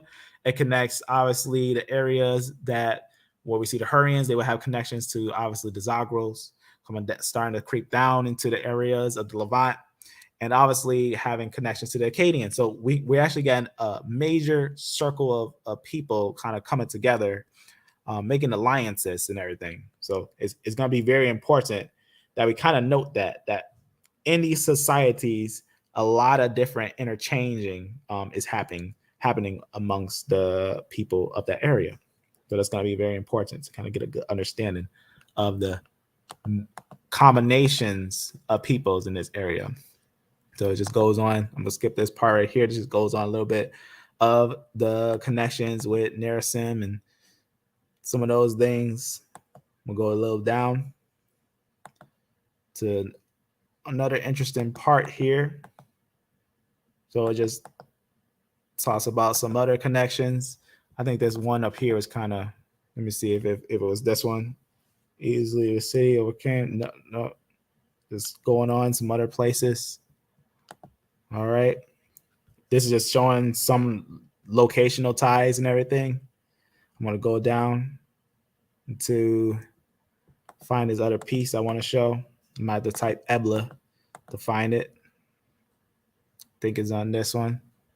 So obviously it talks a lot about this tie with Urkesh and the stones that they found there, the obsidian and everything.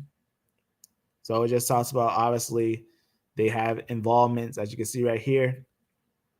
Just talks about basically some of the Akkadian linked changes in territory involving pastoralists. We talked about that, pastoralists, right? Involving pastoralists responsible for the arrival of Eastern Anatolian Abyssinians and elite identity construction, I'll probably say weird, of the Urkesh royals tied to involvement in Central Anatolian. Obviously, the things that were going on in the area, right? Obviously, the political stuff and all the things that was happening in the areas of Anatolia. So it's actually showing basically like a tie of Anatolia, Mesopotamia. All these are important because it kind of shows you the movements of these early Shemites, right? That they were kind of moving all around that area. That whole area started to kind of know each other. They kind of got a good knowledge of each other. There's also the rise of what people know as the great powers, right? There's a couple great powers that rise up, and some of these are some that not a lot of people talk about, like obviously the Akkadians and as you see, Urkesh. Let me see. This thing I gotta reopen. Try it again. And just to see if I got a piece on this, because I think I got one more piece on this of Ebla that I want to show on this thing. before we get to that last piece. So you see how the culture has ties, the genetics have ties, and obviously the documents have ties and everything. So let me see if I can just find on here. Otherwise, that's fine. This thing's not opened up no more. I don't know why. All right, we'll leave it like that. Go to another piece on here. So that's just some highlights that we just talk about, that these individuals had some connections in those areas, right? That's important for ties of the peoples, of what the people were doing together there. Now let's tie it also with Ebla. Let's tie it with Ebla. So if you know, like we was talking about, the areas of this area, there's gonna be a lot of connections in these areas, right? There's one place called Alika, right? It's basically next to Ebla. Let me just put it right here and just kind of show that. Just put a map of it just to kind of show that. So there it is, Ebla, Alika right there. So just to kind of show that, because now we'll see human mobility, right, at Alika during the 2nd millennium BC. You can see a little bit going on there for some of the genetics that they have in that area. Let me download this PDF here. Got to think about where is that right there. All right. And let me see if I could just. So it does talk about some interesting connections, right? So some of these studies will obviously be in connection with those, but let me grab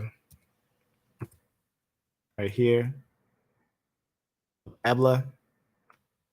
So just talk about an individual. So right here, I'm just going to read a little bit about what it's going to talk about. So obviously, again, some early conversations of these things. However, the samples from the Middle Bronze Age, MBA, and the Late Bronze Age, LBA, from Alika draw a genetic, this is why is important, draw a genetic picture, right? A genetic picture of the Amak, I don't know if I'm saying that right, that is considerably changed, roughly, right? 3,000 years after the last individual from Tel Kurdu, the individuals from Alika, along with individuals from basically early Bronze Age and Middle Bronze Age, Ebla, in northwestern Syria, right? Just talk about, obviously, there were some changes there, right? Just talk about some movements. Why we talk about that? Because we talk about those movements. We talk about those same movements that some people married, some people had alliances and stuff, right? It's kind of, and obviously not looking at the genetics, you never know who's with what and what, but the genetics kind of put the picture together with these things. Just talk about some things with Ebla. I'm gonna skip down to the part. So just connecting some of these locations and everything. We talked about some of that. I'm gonna go down. Oh, this one was kind of important.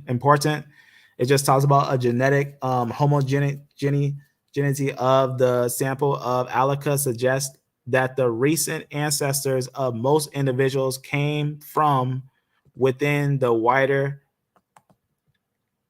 Amuk Ebla region. So we can see obviously a little later, the ones at Alika came from basically around Ebla. So it's letting you know that they didn't come that far. The ones who moved into Ebla, they basically were around that area and everything.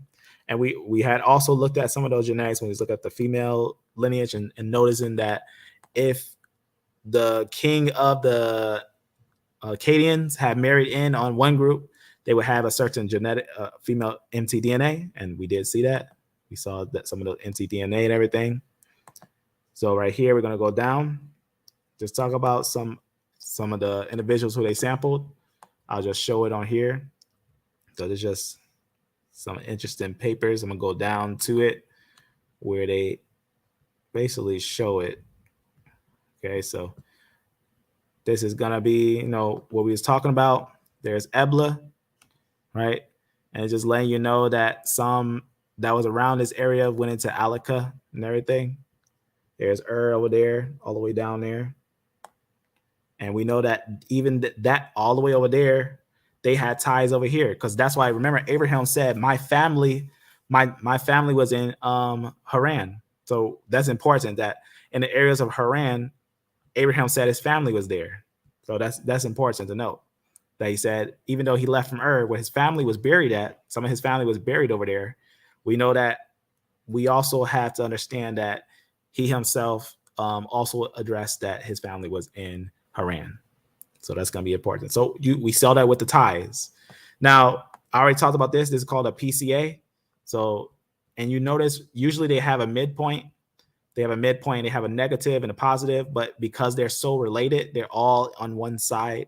So you can see right here, they're all basically related. And we talked about that because they came from the Natufian. So you can see right here who are all related in the area. Obviously, those that were related to the Natufian. So you can see that the time frame. So we're going to be looking at Bronze Age. So everyone in the Bronze Age time, we can see that they will be in this with these circles. So obviously, Alaka, Ebla, look how closely related they are. So Alaka, Ebla, even Sidon, Megiddo, South Levant, different ones all around have a lot of genetic similarities, right? Gotta understand also that the Shemites had settled in Damascus. We've seen that in Josephus' writing. But go a little down just to get the exact pinpoint of those haplogroups. Why are they so related, right? Why are they all on one side and so related? Because as we see here, right, Alaka, and even in that, remember that time frame, 14 BC, right? We can see E1B1B was there, and that is going to be an Abrahamic son. That's a son of Abraham. That's important. These are children, family lines of Abraham. E1B1B is a family line of Abraham. Now the problem here is that they end up a lot of times trying to push these dates back, right? They'll push the dates when you start talking about Natufian and stuff like that. Then they'll try to push the dates back, and that's why I'm telling you that if you look at the historical information and the records of these things, you start to see a clear alliance of these things, that we get a good understanding that rather than pushing the dates back, we should consider that maybe the world doesn't actually know the beginning like they think they know the beginning, right? Maybe the beginning is written because the Most High knew they was going to twist the understanding of it. So just to show you that Syria, all those areas of Syria are related, right? That's why I wanted to show you that they were highly related. Now the female lineages will have different lineages, right? That's different females, but they're still highly related. So again, that's why we talk about those that's found around Syria. So if Abraham's family left out those E lineages, if E1B1 lineages were Abrahamic, then those will be Abrahamic lineages that would write those things. So if the Abrahamic lineages wrote those things, then it makes perfect sense. It makes perfect sense to see those lineages there and have those Abrahamic lineages write all these Semitic ties of these things, right? So very, very important to know these things. So obviously that's why we talk about Mari as well. So we know Mari also had talked about these things and whatnot. So they just go on and talk about some things with Mari. You can see right here, what does it talk about? Remember, we talk about some of those links of stuff. Some of the tablets have been dated back 200 years before basically this person. I'll just show this. It's basically a king that lived in the 18th century BC, pretty much. And it talks about basically that his kingdom was pretty much conquered and destroyed by Hammurabi, right? If you don't know, right, I'm gonna just show real fast who's Hammurabi, right? We had talked about that just recently when we talked about how the river looked during the time of Hammurabi, right? So right here you can see just talking a little bit about some of the things when we talk about the Elamites coming in and everything. I'm gonna just talk about why it's important because it's gonna talk about a certain king and then about a certain thing that happens at that time, right? With the time of the Elamites and everything. 18 BC, right? That's what we want to talk about, right? With Mari, the Mari letters and everything, all this is kind of like pointing to that same event and the same things, right? And it just talks about all those things that Abraham just talks about. Abraham, when Sarah proves to be barren, she offers her handmaid, obviously Hagar, and she brings Ishmael, right? That's the ones we were looking at. E1b was the ones that I believe to be tied to Ishmael. Obviously, not only Ishmael, but they're going to have ties to that. To Abraham to provide an heir. This arrangement, along with other aspects of the covenants of Abraham, led Kitchen to a relevantly narrow date range, which he believes aligned with the time of Hammurabi. So we know that Abraham, is possible that he lived during the time of Hammurabi, right? When we talk about those things, here's just a highlight real fast from something. It's a book. Who was the biblical, just talk about one of the individuals of the days of Abraham, right? I'm not going to try to even pronounce it, but you can see right here, it just talks, if you want to read into it, I'll put a note in the description. But you can see right here, it talks about Hammurabi and everything. Hammurabi, king of Babylon, right? Why is that important? We'll take a look at it in a second. But obviously, it talks about a lot of different things. We just go down, right? It has a tablet, right? A inscription cone from, I don't know, I'm probably gonna say this word weird, but I'm gonna try to pronounce it. Ariak. So Ariak. So they have such an inscription upon the cone of Ariak, yet coming as it does from the almost unknown biblical king. So it lets you know that they're talking about a king that is also talking about the biblical text. And it talks about, obviously, during the time of Abraham, it might have some interesting synchronisms with this right here. So talk about this individual. He just talks about who he is, how he has connections and everything. It's just some interesting highlight, right? Interesting highlight for a king that most likely lived during the days of Abraham, right? Why is that important? Because again, noting that, we can see if we also note a scientific understanding of how it looked during the time of Hammurabi, right? You can see how the land looked. This is going to be the land of Ur. Now, remember, Ur was inside of Mesopotamia during the time of Hammurabi. That's something that's important too. So you can see this little picture. So this is Babylonia at the time of Hammurabi. So Babylonia at the time of Hammurabi. You can see the rivers, how the rivers move. That's something that's important to know, right? That's just something that's important to know. Why? Because getting an understanding of how this area looked to that area is going to give us a good understanding of these things. Now that we got a understanding again on these little pieces here, before we speed up, let's get back to what we was reading. Let me just close some of this. This is just for some highlights. I think I closed something on accident. I don't know if it did. If it did, I'll just check later. But there we go, right? This individual that pretty much was conquered and replaced, as it said, by Hammurabi, right? So there we go. Mari was the capital of the king of Sumerian, right? In the 18th century BC, right? Until it was conquered and destroyed by King Hammurabi. See what's going on there? So getting some pinpoints there, right? So these documents, you know, they're right at the right time, right? These documents are happening at the right time to get a good understanding on that. So just talk about some deep things and everything. Some of the tablets have been dated back to just 200 years before that individual, which would place them around the same time that the Bible says Abraham family departed Ur. So give or take, right? Between 2000 BC to 18,000 or 18 BC, right? So 2000 to 18 BC is about that time, right? When I say 18 BC, 1800 BC. In understanding why I'm saying that, right? That's why even that paper that shows you, it said between 2000 to 200 AD that they said they had tablets in Ebla that talked about Abraham, right? It says the Bible says Abraham family departed Ur. Information translated from the Mari tablets would seem to indicate that the Sumerian Ur, not Ur of the Chaldeans, is more likely the place where Abraham and his family started their journey. Now, this is where people fall off at.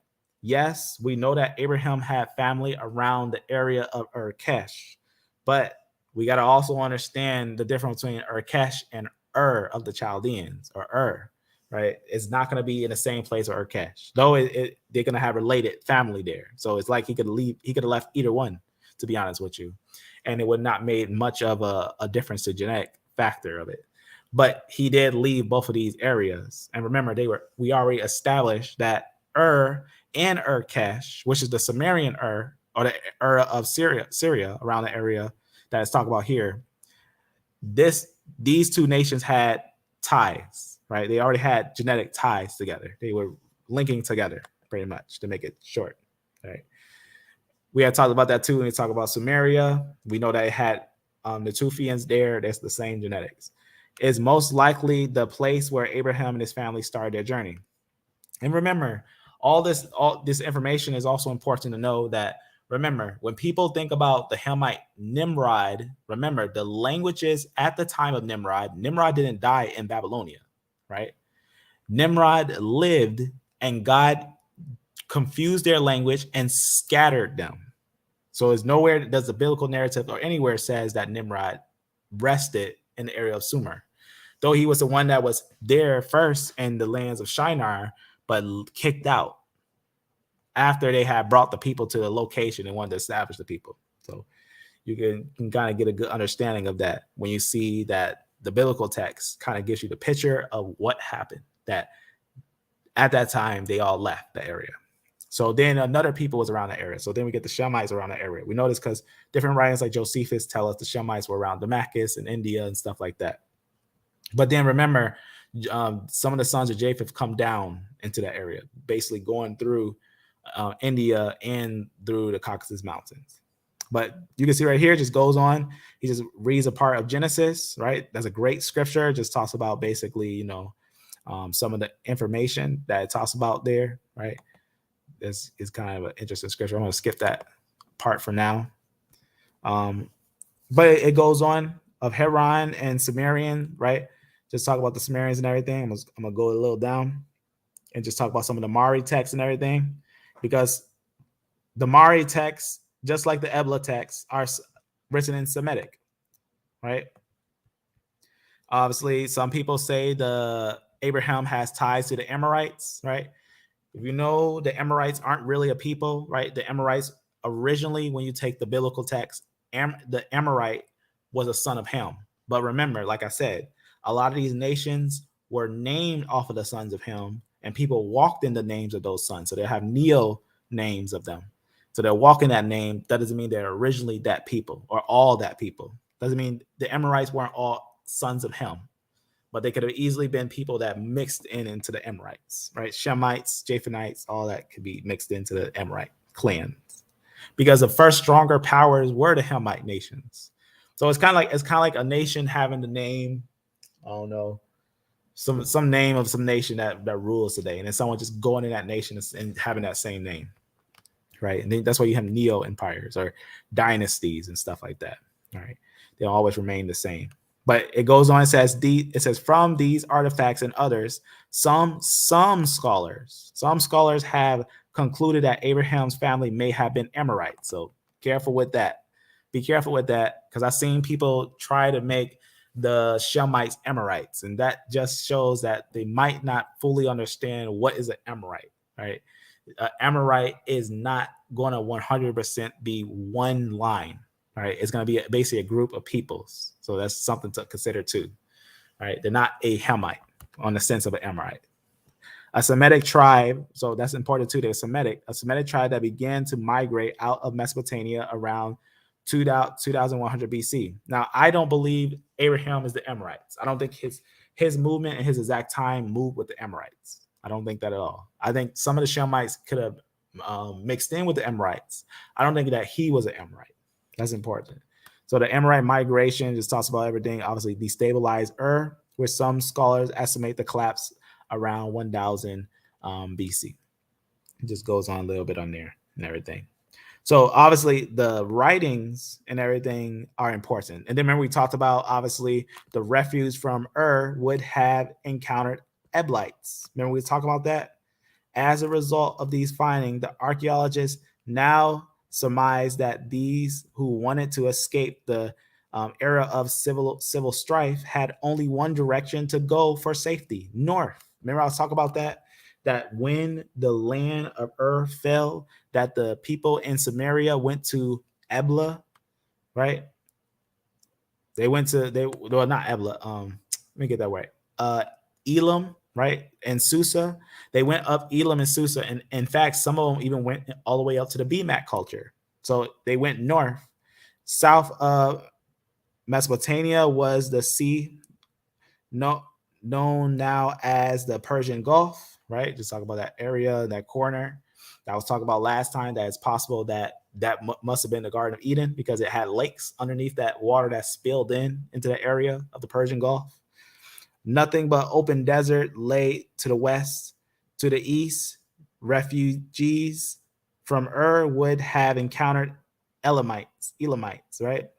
Another tribal group from Persia whose basically influence also basically they took down pretty much. We know that their influx on we know that when they went to they also took down the Elamites, but they also have ties with also Urkesh, right?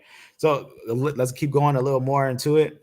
So they just go and talk about those things. Remember, talk about Flavia Josephus. He talks about that, or the Chaldeans and everything. He talks about the Shemites being Damascus. Just giving a good understanding of those things. So obviously they have a lot of connections, the linguistic connections. There's no problem with connecting the linguistic connections, the genetic connections, and where the people are for this connection to be solid, right? So that's what that was talking about. Some interesting, when you look at the whole picture, the genetics, how Mari and Ebla was talking about these individuals, and that some of the Shemites would have moved throughout that area. We know that the Shemites themselves would have moved throughout these areas, and they have high connections. They have high connections in these areas, a lot of ties here.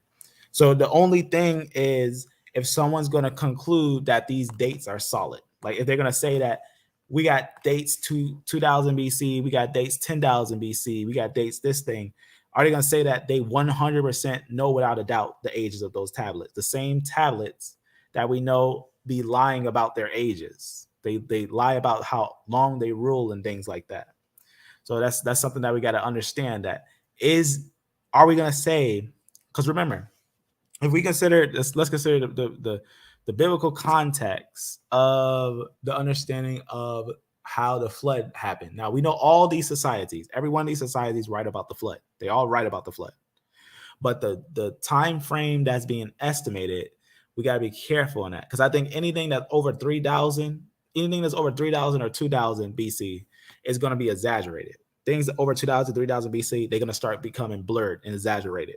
That's something to understand. I think when we start getting to like close Bronze Age, Iron Age transition, like about the Armada Letters and stuff like that, that's when we can start dating things to its exacts.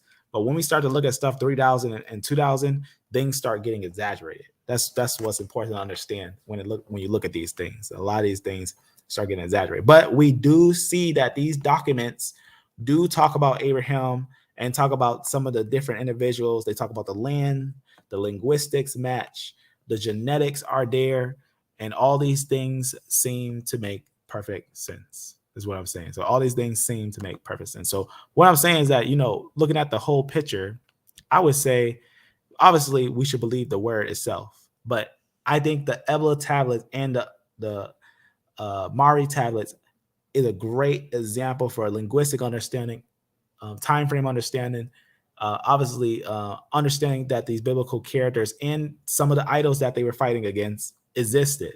So I think the Ebla tablets alone wouldn't be something that I would say would be just solid proof. I would say rather looking at the whole picture, it makes perfect sense, especially understanding that a lot of times when they calculate these times, it's usually crazy how they try to date them. The exaggeration is real. So it's something to know.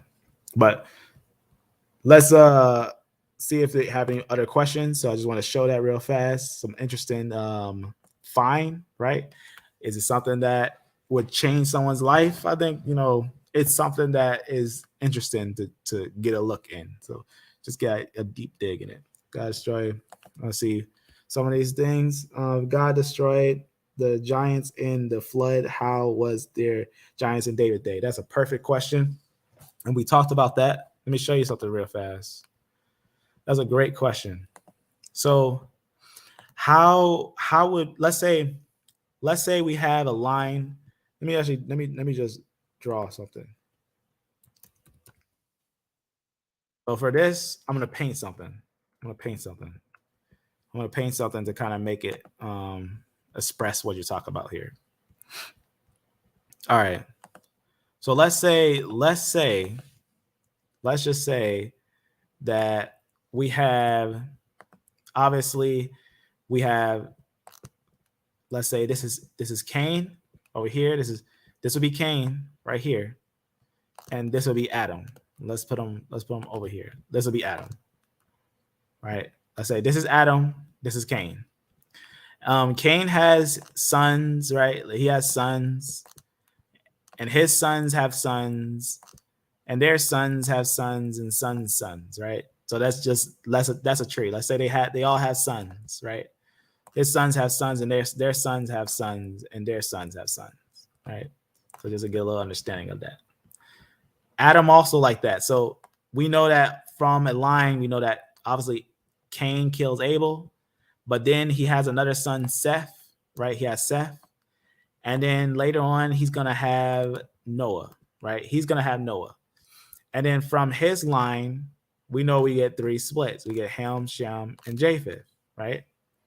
Now, a flood happens, right? We know a flood happens that separates these 2 lines. So a flood happens and wipes out Cain's line, right? But what we have to understand about Cain is that Cain's male line is wiped out. But where did they get their female? So remember that there is only one woman line in the origin story. There's only one woman's line in the origin story, and that's from Eve, right? And there's going to be obviously multiple daughters from Adam, multiple daughters from every other person. And later on, you're going to have obviously a large diversity of these individuals, because some of those daughters are going to get with Cain's line, and some of those daughters are going to get with Ham, Shem, and Japheth's line. Now, let's say, for example, one of Cain's sons had a daughter, right? And let's say that was one of those fallen ones. Let's say a fallen one came, right? While these individuals were mixing and everything, and a fallen one came, right? And he got with one of the daughters. Let's say he got with one of these daughters. So they then have a daughter. And then what can happen is that daughter that got with this one ends up also getting with one of these ones. Why is that important? Because we know that later on when we see the Canaanites, which for some reason that word Cain comes up again, right? Because remember, Cain was one individual, and yet the Canaanites are another individual. But the Canaanites also sometimes have giantism, which is actually sometimes known as a mutation. But it's important to know that it's possible for them to pick up an ancient mutation, because Goliath's whole family was like that. Remember, Goliath wasn't alone. Goliath had a large family that was fighting David for a long time, and they had 6 fingers, and they were carrying giant weapons and stuff. So technically, that mutation from that mtDNA, because remember, we get a woman has an X chromosome from her mother, so that X chromosome will come from her mother, and she gets another X chromosome from her father. So she'll have 2 X chromosomes, and that other X chromosome changes. That other X chromosome, if she picked up an extra X chromosome from this one, and this one is actually the one that influenced some of that X chromosome. That's why some reason, if you think about it, some people got these ancient mixes. They start saying Denisovan and Neanderthal and all that stuff, right? Those are just names and everything. But I highly believe those are pre-flood people. Why?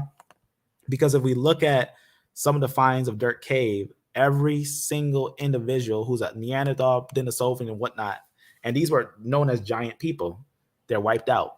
Every single one of them. So all those individuals who would be basically part of that giantism, who can mix with the female line, because not the male line, because we know the males are directly sons of Abraham, Isaac, and Jacob. Well, Abraham, Isaac, Jacob. From Noah, Ham, Shem, and Japheth. And we know that the females are going to be linked to one line, to Eve. But we know that the females had linked with those angels, which supposedly there were giants in those days. So, and there were giants after those days because of the mixture that happened with the females. So that's important to understand, that we'll still have that mixture in some individuals. So that's really what we're seeing here is really that it's possible that they can have a autosomal mix from Cain, and they can have an autosomal mix from those fallen ones into the females line. So this can easily have a mix of Cain and a mix of the fallen one, and brought forth some interesting combinations later on. So just to give an understanding of that. Is it possible? Yes. It's highly possible and highly probable, and it's probably what happened. That's why in the biblical narrative, we still see giants. So we could have a autosomal leak in one of those lines. So remember, there's a lot of lines from Adam to Noah. So there's a large gap. And Noah was 600 years when he even got on the ark. So there's a lot of room for some genetic mixture, just for the sake of understanding on that. Let's see what it says. Someone said to me, Jesus and Michael Angel and Joseph were the same people. They was probably a Jehovah's Witness. A Jehovah's Witness be saying that Jesus and Michael are the same person. Obviously, that's not true, because even in the book of Daniel, we see that the Messiah is actually there, and he says that Michael basically assists him. We know that that's something that happens. Also, we know in the book of Revelation, Michael is seen fighting while the Lamb is seen at the throne. So that's something that's also important. But also another reason someone might have said that is because the name Joshua, which we know Joshua lived at a different time than Messiah, and Joshua's name wasn't originally Joshua, it was Jose. So Joshua's name originally wasn't Joshua, but it was changed by Moses, right? So Jose changed to Joshua, which at first his name basically means salvation. Then it changed to Yah is my salvation. So Moses changed it to Joshua or Yahshua. So that later changed. So that's probably why they say that, because Joshua, when it's shortened, is actually Jeshua, which is Jesus, which is Yeshua, right? Just to kind of show that, right? You've probably seen this. You've seen this one in the Strongs, right? The word Joshua later is shortened to Yeshua. So you can see right here, Jeshua or Yeshua. That's a short abbreviation of pretty much Joshua, or the same as Yahshua, which is Joshua. It looks totally different in the way it's written in Hebrew. So the Lord is our salvation, or rather, Yah is our salvation. That's Joshua. That's how you say Joshua, which just see right here. See verse when Joshua. But remember, that's written out different. So Yahshua, right? Or how you pronounce that. That's going to be different, written different, as you can see, than Yeshua, which you can see there's places that talk about it mostly in Ezra, because during the time of Ezra, that's when they end up writing in that Aramaean to get a good understanding that was the lingua franca during the time of the Persians and stuff, Aramaean. So you can see right there, that one's obviously going to look a little different than what this one looks like. So you can see that one, that letter right there in the front, the name of the Most High, Yah, is a little different than how this one is. That's shortened of Joshua. So that's probably why they said that, because Joshua is actually the longer form of Yeshua, which Jesus is a translation for the name Yeshua. We know that because even in Greek, the name Jeshua or Joshua is translated as Jesus. Even in the New Testament, you can see some places that instead of saying Joshua, it'll say Jesus, which will be basically the same abbreviation in a way, right? If you know that verse, you probably know what I'm talking about, where it actually says Jesus instead of Joshua, but it's actually putting Yeshua. It's actually putting the short form of Joshua's name, which, remember, that name was later given to him by Moses. That wasn't his original name. His name was first salvation, Hosea, how you say that. Let me see if I can find that verse where it talks about Joshua real fast, just to kind of find it. Well, it's easy to find. You can look it up. Just look it up later. Pretty much, there's a verse that puts Jesus instead of Joshua in the New Testament, because that's how it translates in Greek. And when you put it in the short form, Yeshua. But that's a good question, because sometimes that does happen. Some people have mix-ups like that. Yeah, exactly. And that's why that was important that we establish where the locations is, because some people do that. There's a lot of people who would say that Jerusalem is in America, yet doesn't see none of the historical context of that problem concerning the wars and all types of things. So that's another reason why we had to establish that. Yeah. Let's see. When someone makes a statement, I guess that's that's right. Repent. That's right. I like that one. He answered that. Amen. Yeah.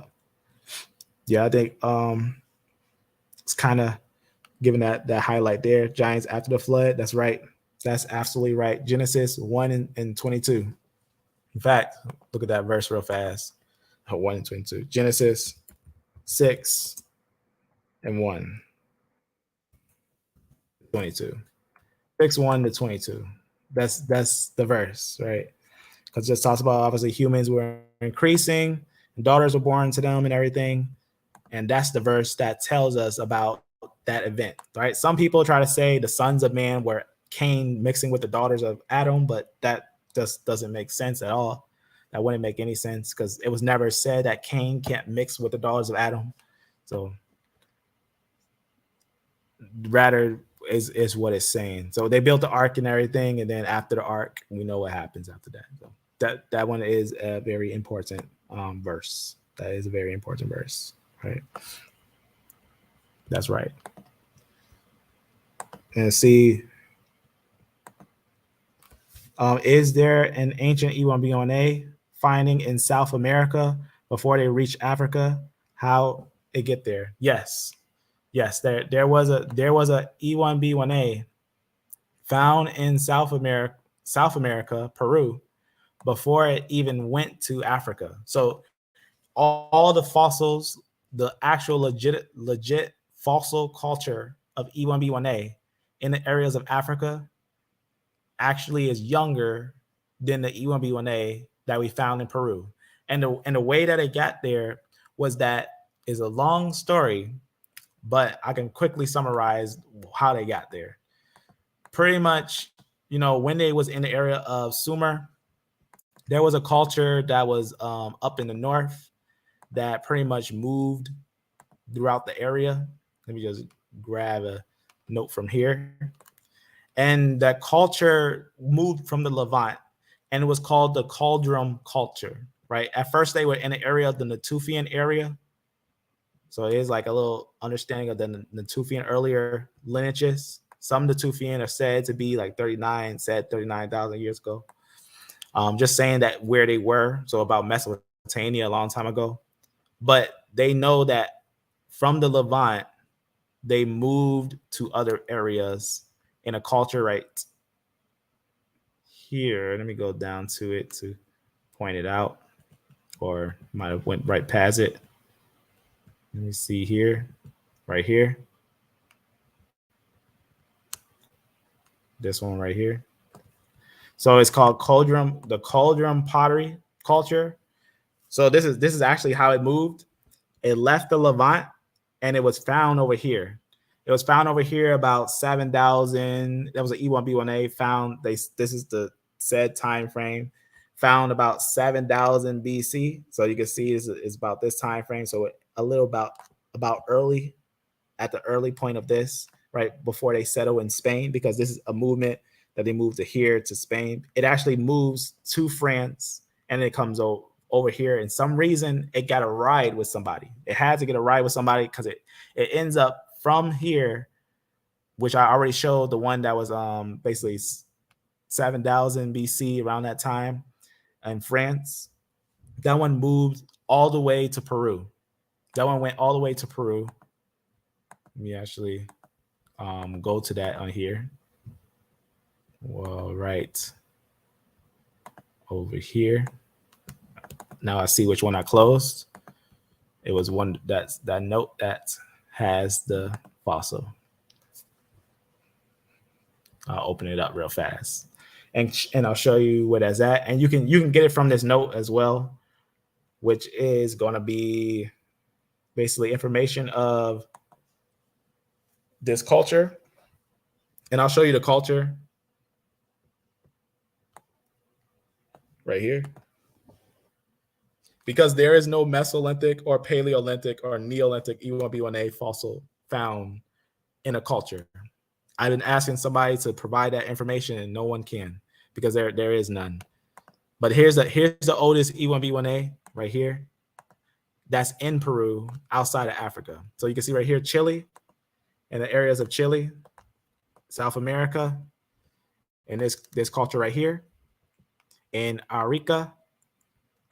And you can see, just get a full understanding on that. This one right here. And you can see how long ago that was, right? So 3,000 BCs. You get a good understanding of that right there. And it is an E1B1A. It's an E1B1A. And what it is that it's this culture that we had talked about before, that's protected by UNESCO.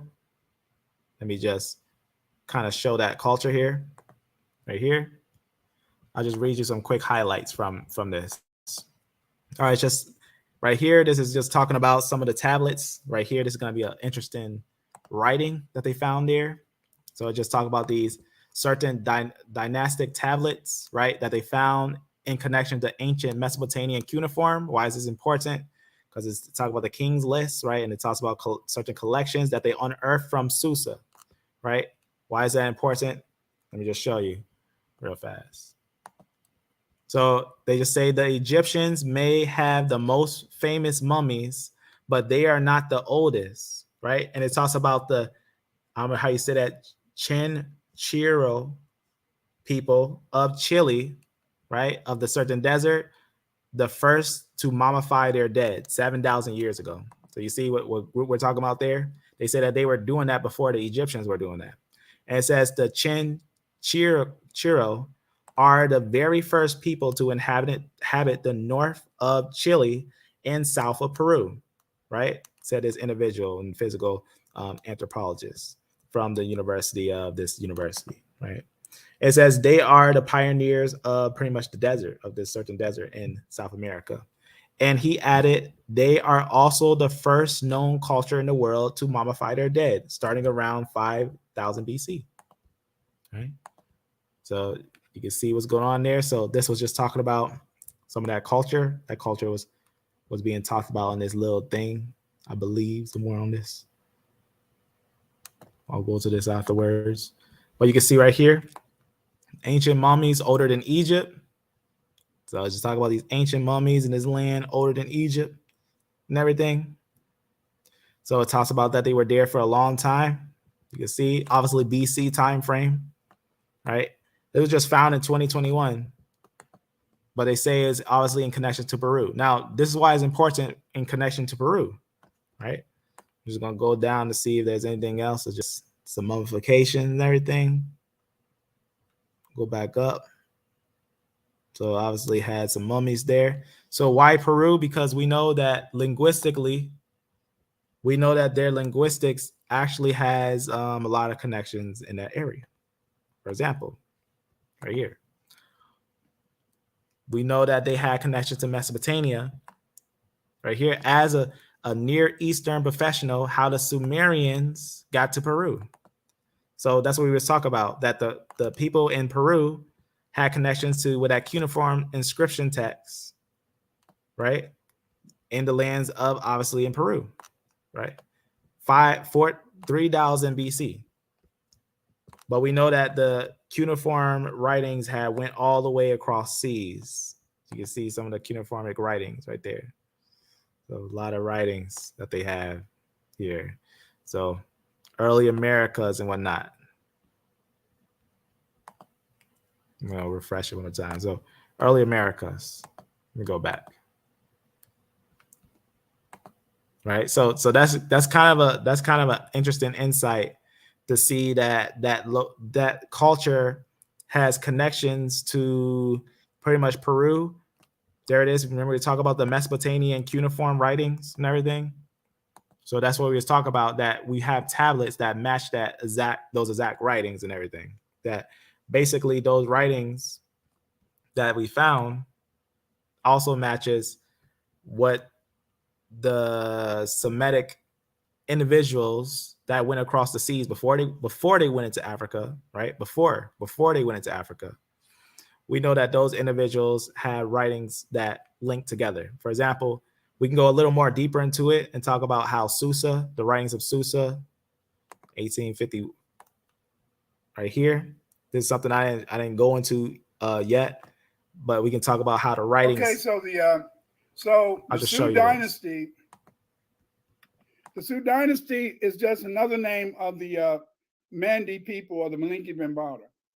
And the people of the Sioux, they were Mandi speakers, and they found the ancient civilization of Ghana, Mali, and Songhay in Africa. But according to the research of Srinivasan, is that there was also a Sioux dynasty that ruled much of Africa during the Egyptian period of rule.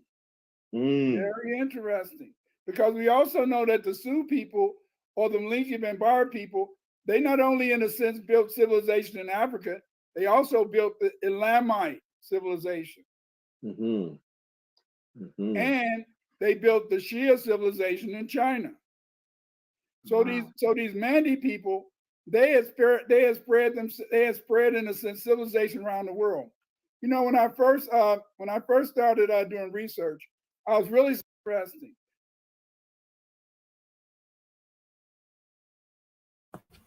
All right, so let me just read you a highlight that I don't know why he didn't read, but it's super important. Not only did the Sumerians obviously have connection to the Elamites and obviously stretch to areas of China and Japan, because that's a DE-YAP group. It also has stretched in Americas. The Mandi speakers founded the Olmec civilization, right? Why is that important with the Olmec civilization? Because that's what this was talking about with the cuneiformic texts and everything. What they found out, right, when they know all those writings is there, and they talk about, you know, certain civilizations and connection, they know, right? Let me just go to it right here.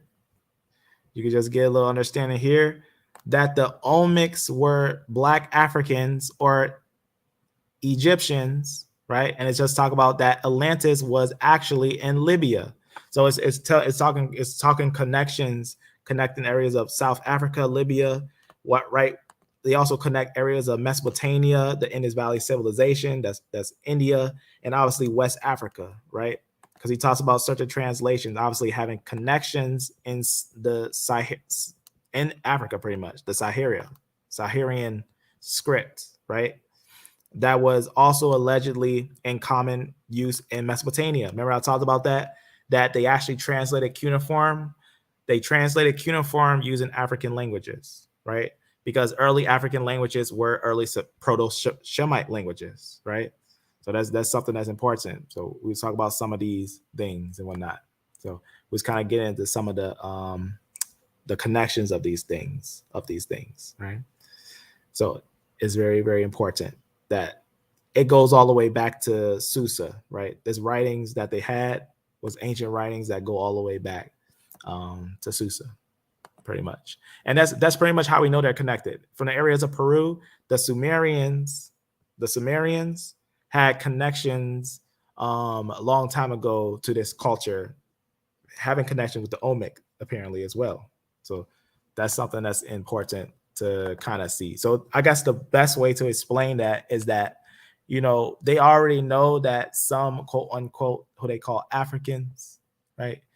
They say that Africans and everything, but we know that they were actually originally Sumerian, but those Sumerians end up going into pretty much what's the word I'm looking for, into the areas of Peru.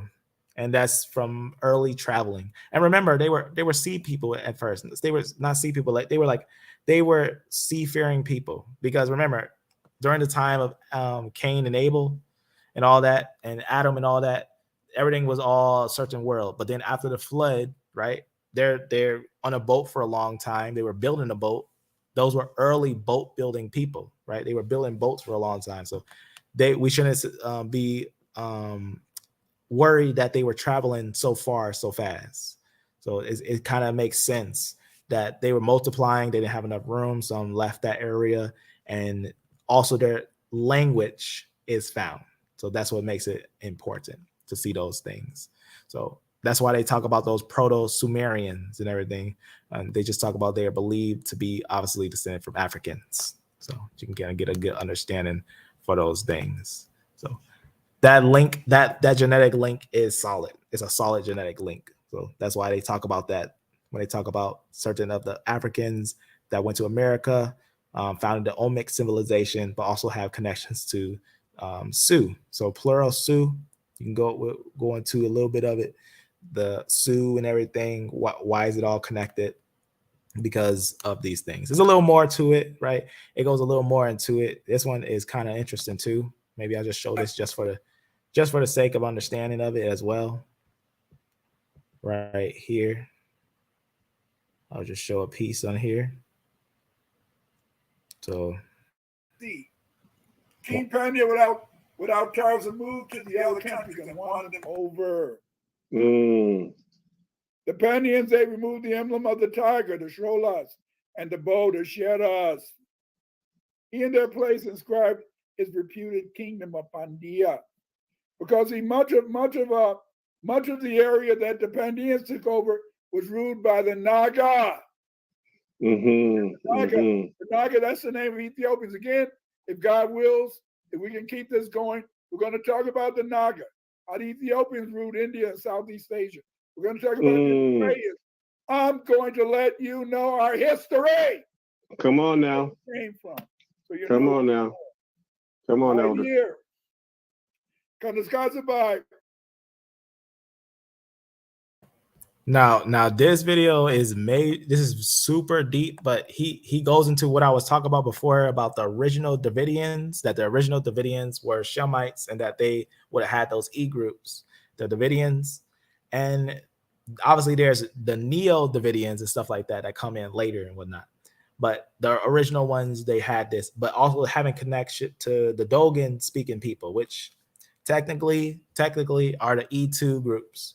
So E2 and E1A had some interesting ties early on. I was talking about that before. E2 was moving about with the Scythians. We'll talk about that, how the Scythians had ties with some of the early Shemites. And then we'll talk about how some of the E1A was obviously in India and stuff. So this just kind of like putting that interesting connection in between of that connection, because after going into that area, they end up coming back to Mesopotamia. So they do go overseas for a long time and then they come back. But this was just some interesting connection to some of those things, I think. I want to make sure that timestamp was on point. But this was a very major live, I think, that he did here. He even showed the linguistic connections. He completely showed the linguistic connections with the whole connection, and obviously connected the genetic connection with it. Makes it phenomenal. It makes the whole deal seal. So just to kind of make it simple, how did the Sumerians get overseas? Well, they left from the Natufian culture.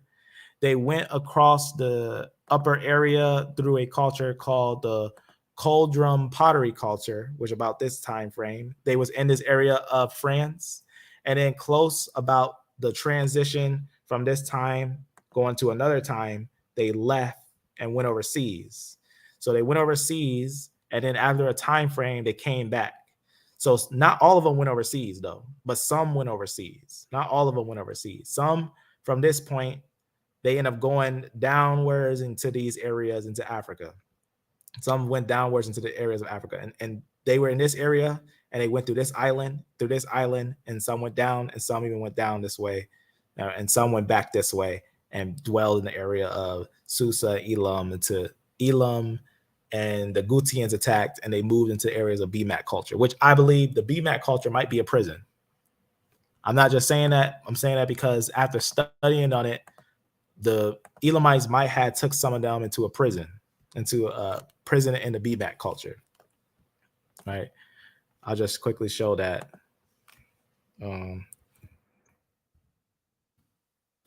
Right here.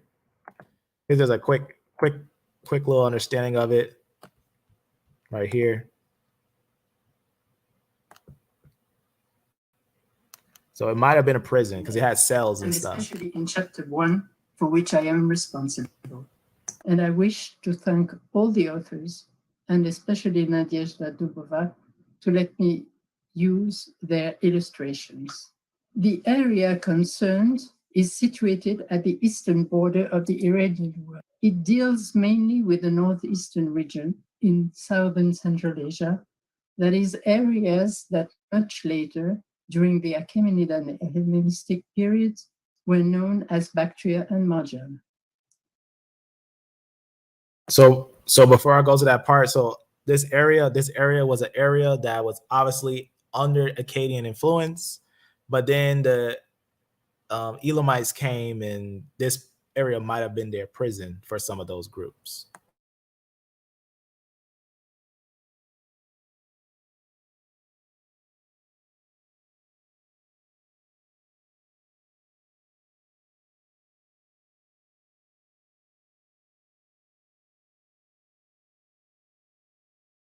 Among the considerations in favor of trade is the fact that a similar situation had been identified almost in the same area during the first half of the third millennium, starting with the Proto-Elamite period up until about the middle of the third millennium. We have, for that time, evidences of exchanges between northeastern Iran, here, the Jeuxio area. So if you pay attention, you are here west. Marjana is here on the Heri-Rud and Morgab River, and this is the Tejan River. So it's west of it. Then a main site where all this has been found out is Sarasm, just at the foot of the mountains along the Zarakshan River. But we also had connections at that time with Eastern Bactria, here the sites of Kalokan, which is on the northwest. And if you can see, here you have different things that I would like you to pay attention to. You have here cell rooms, you have the royal necropolis around here, and you have this workshop, metallurgical workshop that we will mention later on. So you can see, obviously, movements from the Akkadians. It has cell rooms. So that's why I believe they started all the way from Levant, from the Natufian area. They moved about to France from the Cauldron pottery culture. And then they went overseas about 3000 BC to Peru, leaving behind their Sumerian writings. And then they some of them came back, some of them stayed there, but some of them split from that area of France and they moved to the BMAC culture after Elam was attacked. Well, not Elam was attacked. After Elam attacked Susa. After Elam attacked Susa, most likely that was a prison, which that's what I was showing right there. Because the BMAC culture, not a lot of people know about the BMAC culture, but it was possible that it might have been a prison because it had cells there. So they obviously had connection with Akkadian, and they had cells in that BMAC culture. So that little area obviously had a ruler there. It was very rich, but that might have been what happened. By the time of Abraham, they might have come out of that area and was probably not in high status at that time. So that's one of the big things that I don't think Terah would have been a ruler at Mari or anything or Ketch or anything like that. I think Terah would have been underneath some people. I don't think he would have been in ruling status. I think they would have been underneath individuals. But that's just a different topic. So I guess just to make that whole picture clear, that's what it is that we know that the E1B1A went overseas and that it has connections to that Shemitic language that also has connections to Eblite and Akkadian. So that's the whole picture there on that. Let me close those. And it was that's real culture, right? That's a real culture, real life culture. Really interesting, I think, on that one. Yup.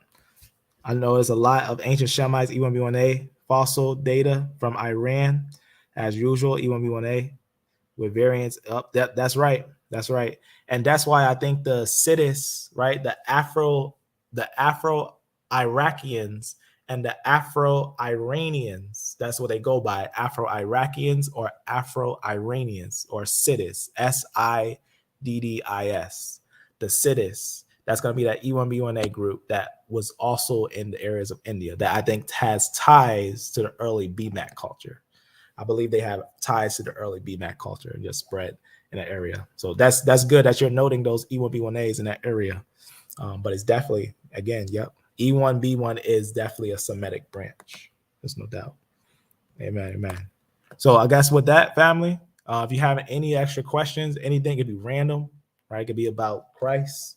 It could be about genetics. It could be about what have you.